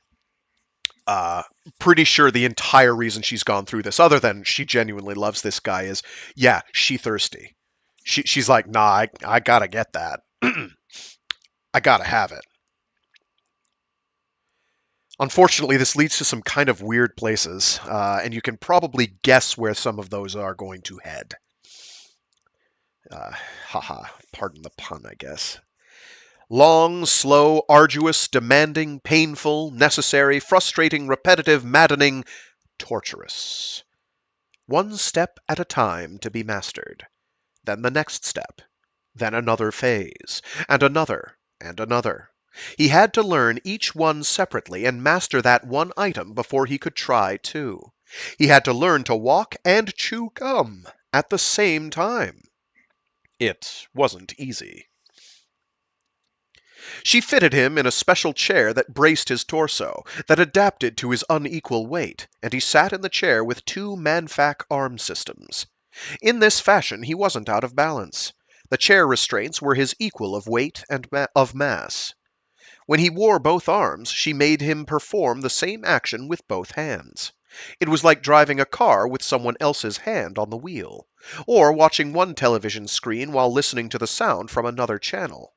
But he stayed with it, hammered at it, anviled it.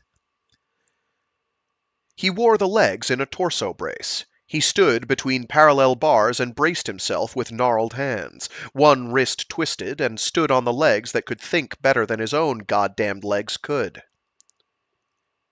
Oh. He stood between parallel bars and braced himself with gnarled hands, one wrist twisted, and stood on the legs that could think better than his own goddamn legs could. It's simple, really, Lee said with infuriating patience. Your legs teach the ManFac legs what to do. Your ManFac legs learn and they know what to do. They start doing it from memory, pressure points, the extrapolation possibilities of the computer. Your own legs then have to learn to catch up with the ManFac system. When that happens, for now, wiggle your toes. Go on, damn it, wiggle your toes. Good. Very good. Now let's see you wiggle just your big toe, the right leg. Let's try it. He tried. The powerful legs, toes and all, refused to cooperate. He tried to move just the big toe. He struggled until sweat poured from his face and neck. God damn it, he swore. I can't. She laughed at him. What's so goddamned funny? He shouted. Did you ever try to wiggle just your big toe? Ever, without the other toes also moving? She asked him. He stared at her with a blank expression, and she laughed again. You can't. Not you, not me. Maybe someone who's a freak, but not a normal person. Toes aren't fingers, and your big toe isn't a thumb. It's impossible to get individual movement from a single toe out of the group. Don't you see the point, Lance? If your body can't do it, then the ManFac can't do it. You just made another step up on that ladder.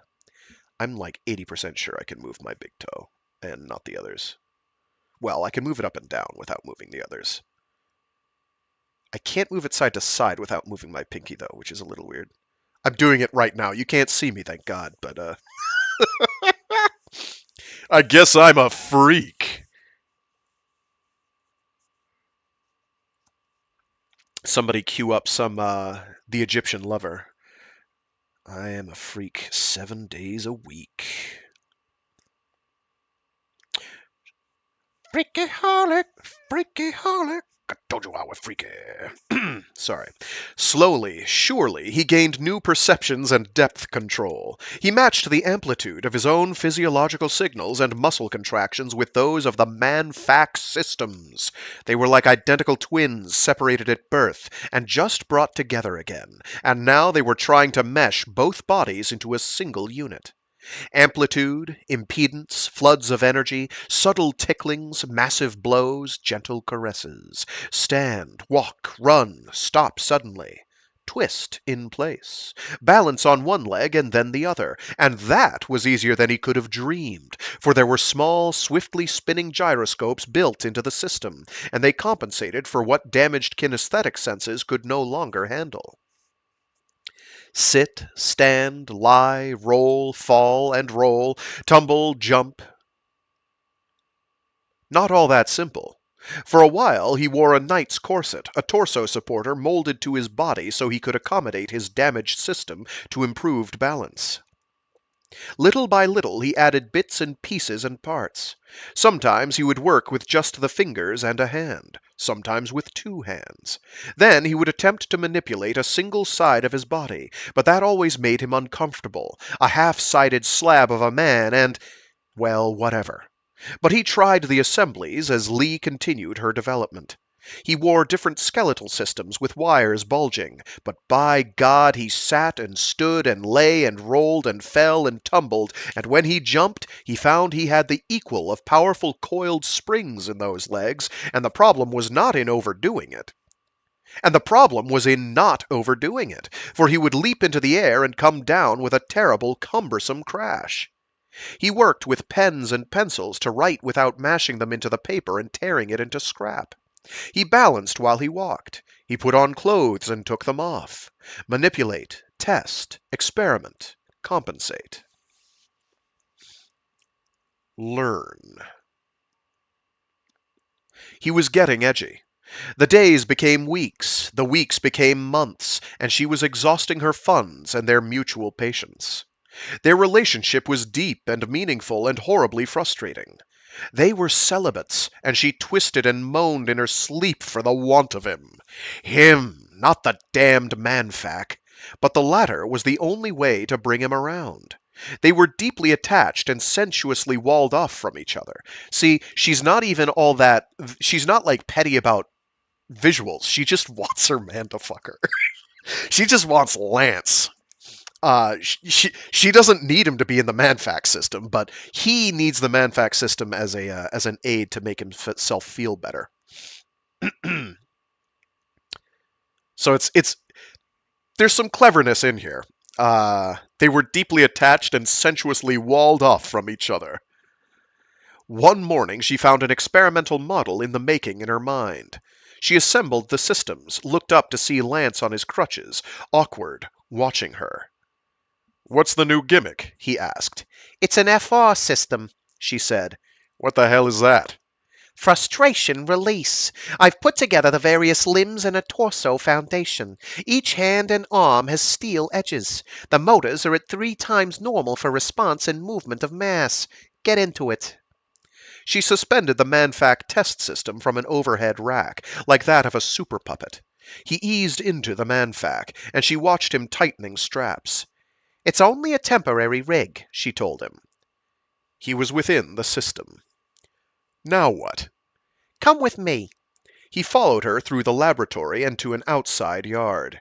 She had a large shed she used for storing excess materials. Without all those wires and open panels, he moved like any large, powerful man, but he didn't really know it yet. She stopped by the laboratory exit. Hold it for a moment. Release your neck piece, please. His hand hovered protectingly about the device that let him talk like a human being. It's all right. I have a new one I want you to wear. He removed the neck piece, refusing even to try to talk. She placed the new band about his neck. It's flesh-colored. I used the scar tissue to let it blend in. How does it feel? He hesitated. Like before, he said cautiously. It's not the same.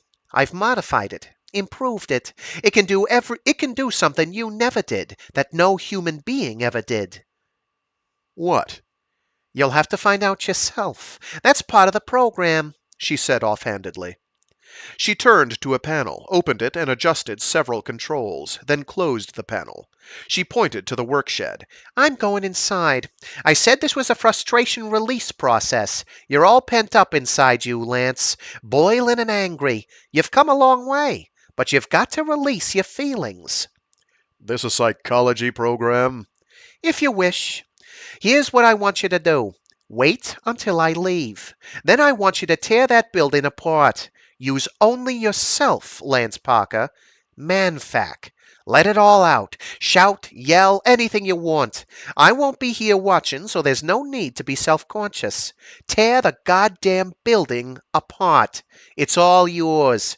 The main thing to do is to let go inside your head. Be a madman. Be anything you want. Just level that building. Please wait until I'm gone. Nice extra safety precaution there.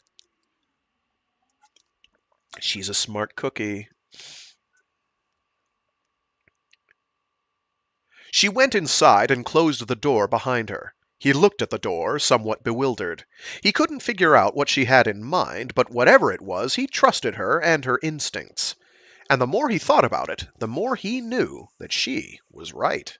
He was tied up in knots. He turned slowly. Okay, he'd go along with her. He knew what to do. He began to blank out his mind to everything except that building. That's all that existed in the world. That goddamned building. He hated it. It hated him. If it could, it would destroy him. He advanced slowly, menacingly. He had to destroy it first. The building. Nothing else existed in the world but the building.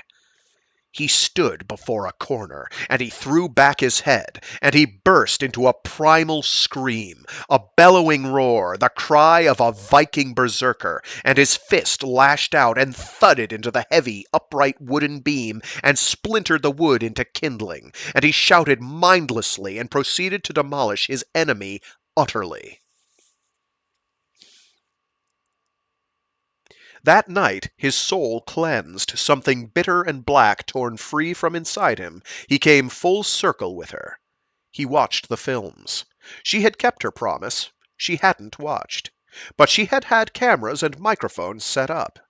He watched in wonder as a furious madman possessed of maniacal strength ripped and smashed and pounded heavy wooden beams. He heard an incredible screaming thunder. He turned to her. "What the devil is that noise?" You. "Me? That's crazy." No, it isn't. It's the new system I built for your neck. It amplifies, about 10 times more than it did before. You can make as much noise as a locomotive if that's what you want to do. "Why would I want to do that?" That's for you to figure out. She turned on the lights. He sat in an armchair he had found most comfortable to his body when he was, as he had come to say it, on his own. I got a letter today, she said without preamble. It's for you. I didn't give it to you right away because I didn't know how you'd react. Then I decided that I don't think for you. You make up your own mind about what you do and don't want to do. About what you do and don't want to do. He sat quietly, lighting a cigarette. Is that really...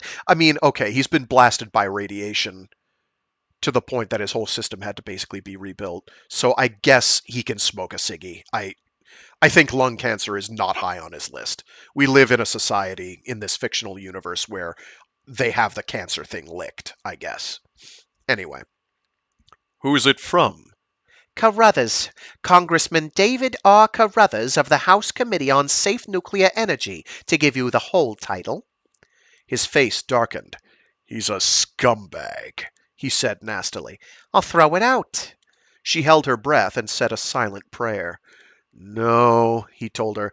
"Let me see what the son of a bitch wants."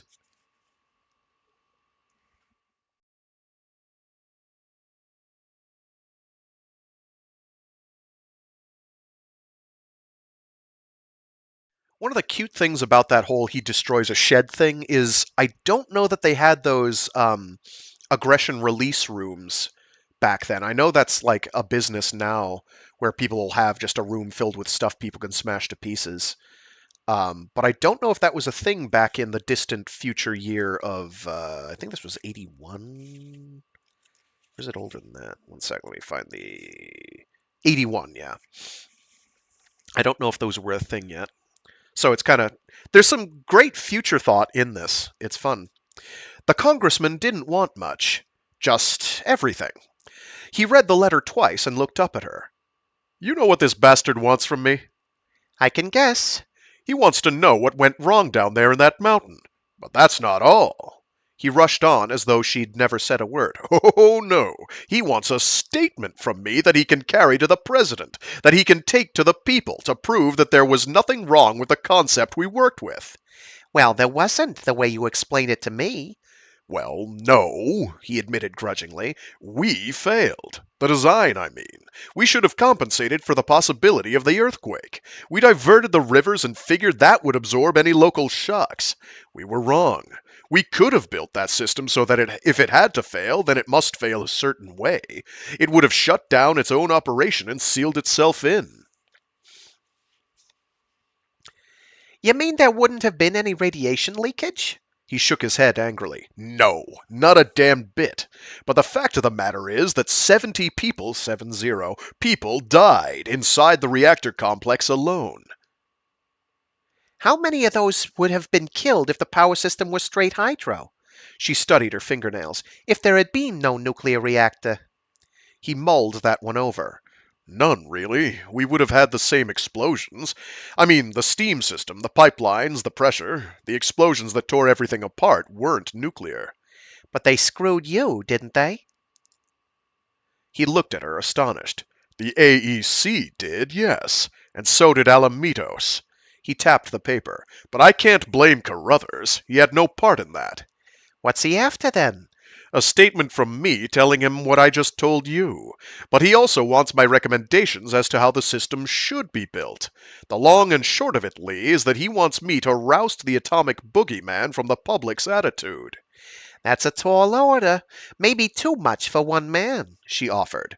Christ, I have the answers, Lee. I had them all the time. She stood up. Hey, you don't have to convince me. Remember me? I'm on your side. She glanced at her watch. It's late, and I'm tired, and I need a hot bath and a good sleep. Good night, love. See you in the morning. Before he could say a word or protest her leaving, she was gone. He sat quietly, and then he read the letter again. He let it rest on his lap. Then he folded the letter again and tucked it into his pocket. He struggled to gain his feet, balanced on the crutches, and walked slowly to the engineering office they shared. He dragged himself to an engineering chair, a high stool before a drafting table. Without thinking consciously of the movement, he snapped on the bright, close lights. He fingered a pencil, toyed with it, tried to make rough sketches. Fumbling, he cursed and hurled the pencil from him. He sat quietly, then walked on the crutches to the laboratory. He returned with a ManFac wrist and hand. He took his seat at the drafting table, picked up the pencil. This time he held it firmly. But he hadn't done this before, and his pencil strokes were crude. He tried again, making a sweeping curve. It wobbled. Again. Better this time. Again, and again, and again, until his lines were smooth and flowing. He used his scarred left hand to hold a ruler and began drawing straight lines, squares, rectangles, the beginnings of basic schematics. He pulled a desk calculator within reach of his ManFac hand and switched on the power. The fingers moved slowly at first, then faster, more surely. He worked for 3 hours, and the papers began to fill with lines and curves and formulas. In the morning, Lee found him fast asleep at the table. He was unconscious. About him was a floor littered with torn and crumpled paper. But to his left was a stack of other papers, filled with graphs and charts and lines and symbols, the pathway through the maze where the atomic dragon lived. He had pinpointed the faults, highlighted the weaknesses, found the necessary safeguards. Right there before him was a vital key to a nation's search for clean energy. Lee left quickly. In the kitchen, she microwaved a steak sandwich and poured a large mug of cold beer. She knew his working habits better than he himself did. She brought the sandwich and the beer back to the office, placed them on a table to his right, within his reach, and left again. Back in her room, she pressed the message buzzer. He awoke slowly, fighting off grogginess. He looked about him, coming out of his stupor with difficulty. Then he saw the sandwich and the beer. Yet he was alone. Lance smiled. It didn't take a genius to figure out what Lee had done. He ate slowly, thinking, doodling as he consumed the food and the beer. He worked for another 2 hours and turned off the calculator. He removed the ManFac hand, placed it on the table, patted it fondly. He removed the letter from his pocket. The congressman had included his home telephone number. Lance looked at a wall clock, 6:15 in the morning.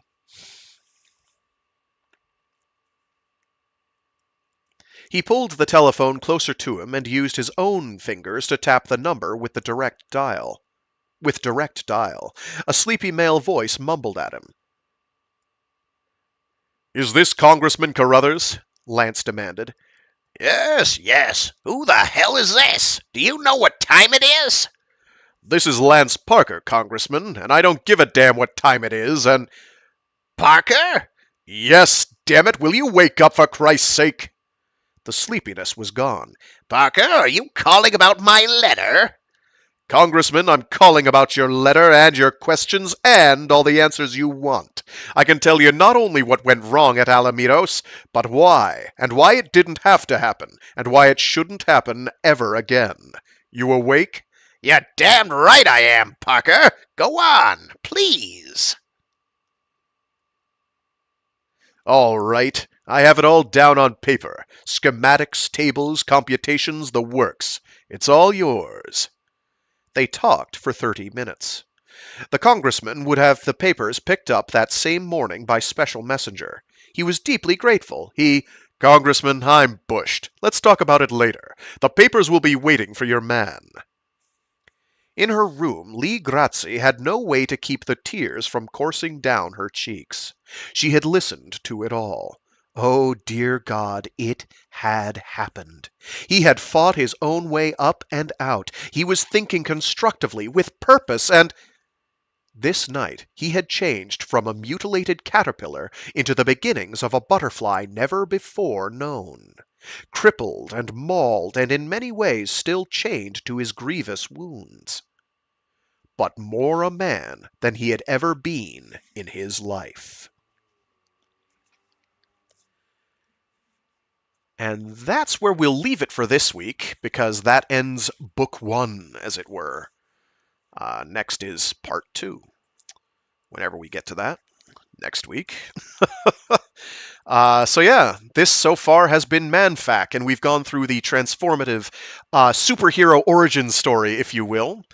More on that comparison later. But yeah, so Lee Grazzi loves her man so much that she makes a bionic suit of armor slash exoskeleton slash whatever you want to call it, powered armor of sorts for her man, basically for him, not so much for her, so that he can feel better about himself and have peace of mind. So this is not the end of ManFac. We actually go into the meat of the story, as it were, after this, but it's kind of told in a number of. There is an overarching plot, and we'll get there.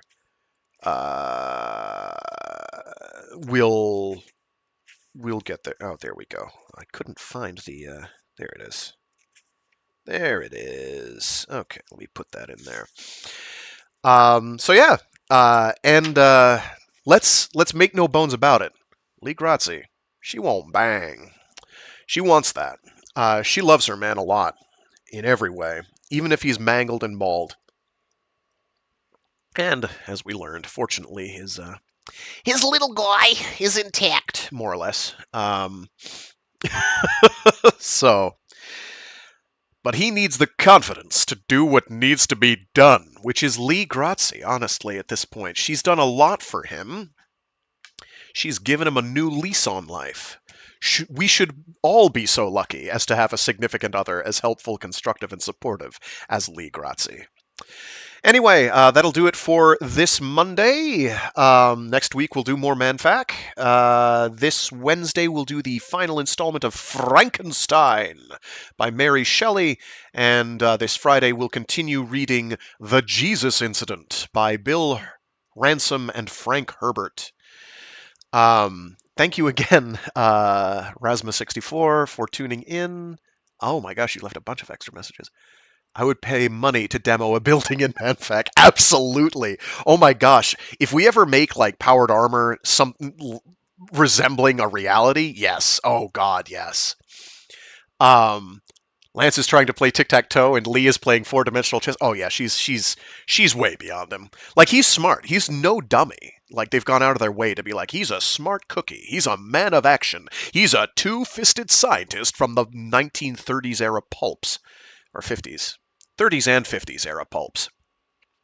Like The Shadow, for instance. So it's pretty great. Or King of the Rocket Men, for instance. I don't know if anybody else has ever seen that. Oh, as a kid. Oh boy. Some of those are fun. It's just some guy. He fights crime. He has a it's that sort of idea was what the movie The Rocketeer was based on, so something like that. Yeah, so it's a cute book. It's pulpy. It's very pulpy. But fun for what it is. It's one of those you can't really take it too seriously. Don't think that this has some deep philosophical impact on the world. It doesn't. It doesn't. It's just fun. And we haven't gotten to the really raunchy bits yet. Well, we kind of did with the first installment, which has the chicken nugget recipe foreplay, which I had completely forgotten about, and then was like, oh, that's right, they do this, and it's so weird. It's like it makes sense because food good, but it's like we're really doing this. Okay. Foreplay through chicken nugget recipe, and it's all laid out there. So if you want a pretty solid chicken nugget recipe, check out the first installment of my reading of ManFac. It's in there. If you can get a copy of the book, go ahead. Good luck with that. I'm sure it's out of print.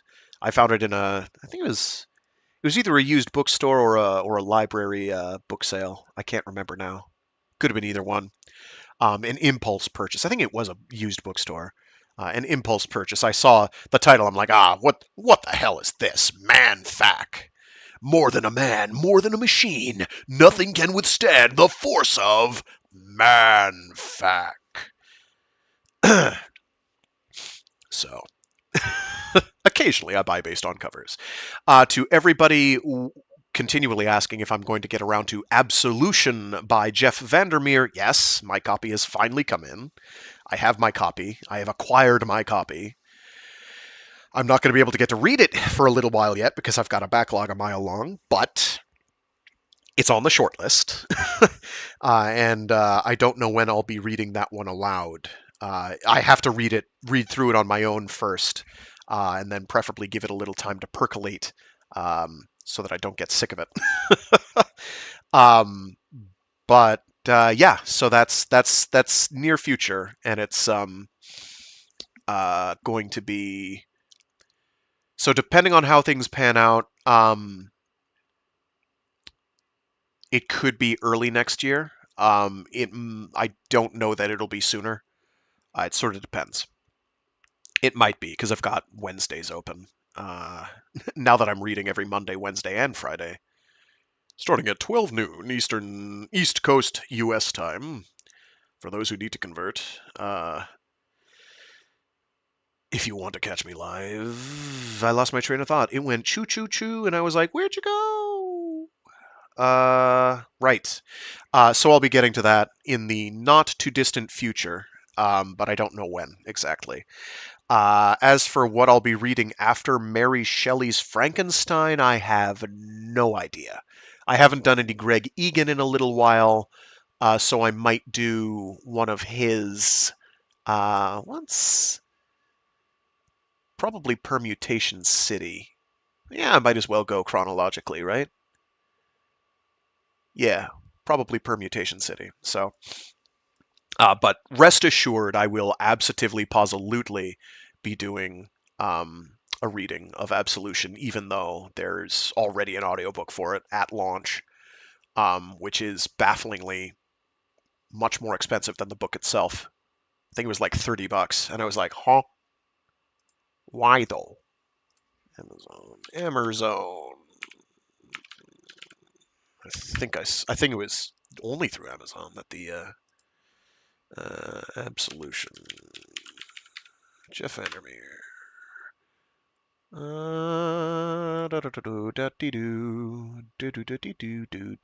Which makes sense, of course.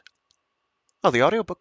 Oh, no, that's not the real audiobook cost. Come on now. It's not 99 cents. Oh, you have to have a subscription. Well, that doesn't do me much good.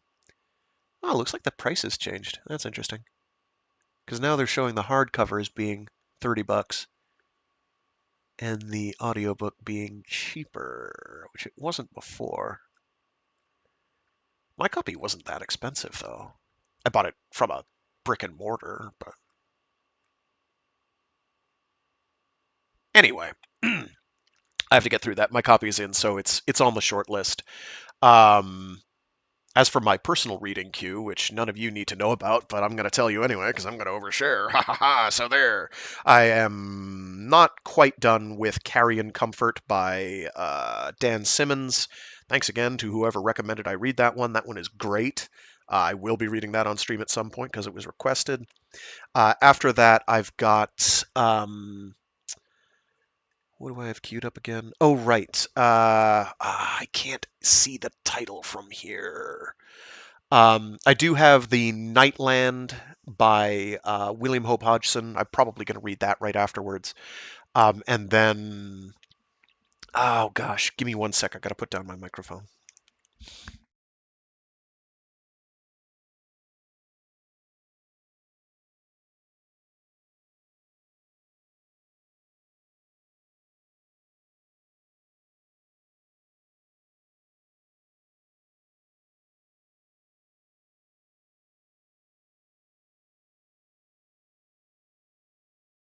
Here we go.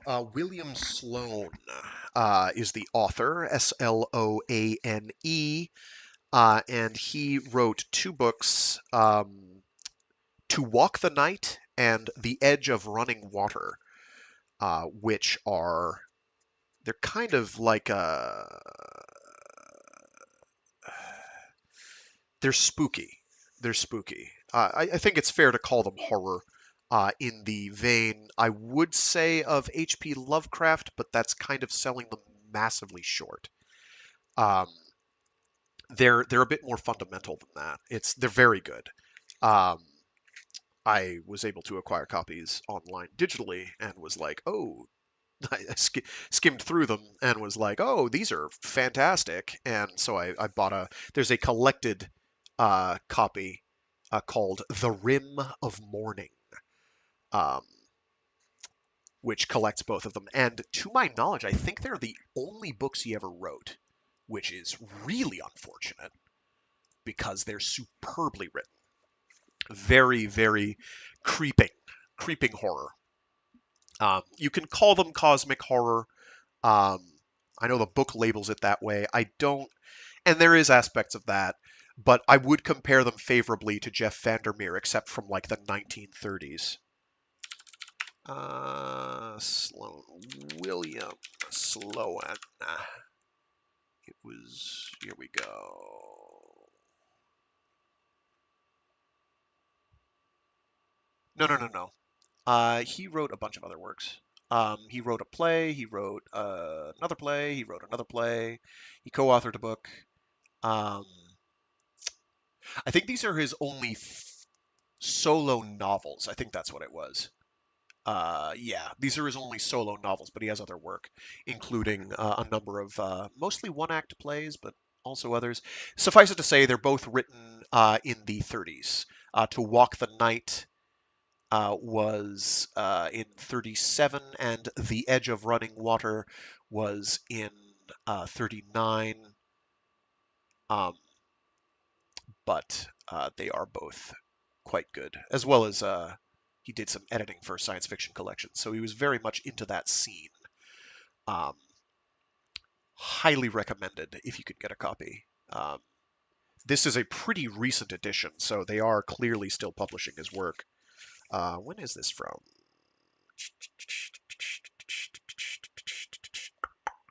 2015.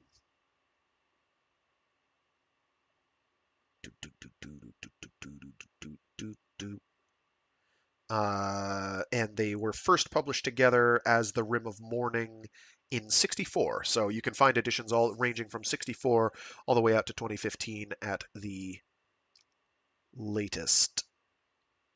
At least, sorry. Anyway, highly recommended. So that's on my reading list. I forget who suggested it to me. I want to thank them for that. It was not someone on stream and not somebody who listens to the stream, but I'm calling you out now if you ever decide to look this up for some bizarre reason. Thank you, because they're good. So yeah, I've been trying to keep to a spooky theme, I guess, this October myself. It was either that or a read through of either some Stephen King or actually I've got some or not Stephen King. Well, Stephen King, reading some H.P. Lovecraft, or oh gosh, there's this one I used to read almost every year. What was that one called? Not Crooked Tree, although I did read that a bunch, and that's about somebody who uses bear spirits to possess people. It's weird. Um,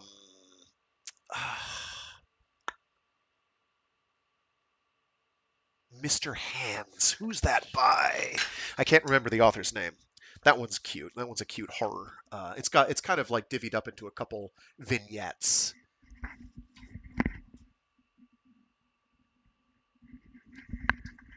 Gary Brownback. Brownback?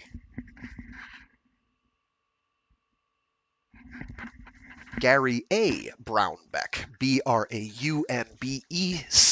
Don't drop that water bottle. That would be bad.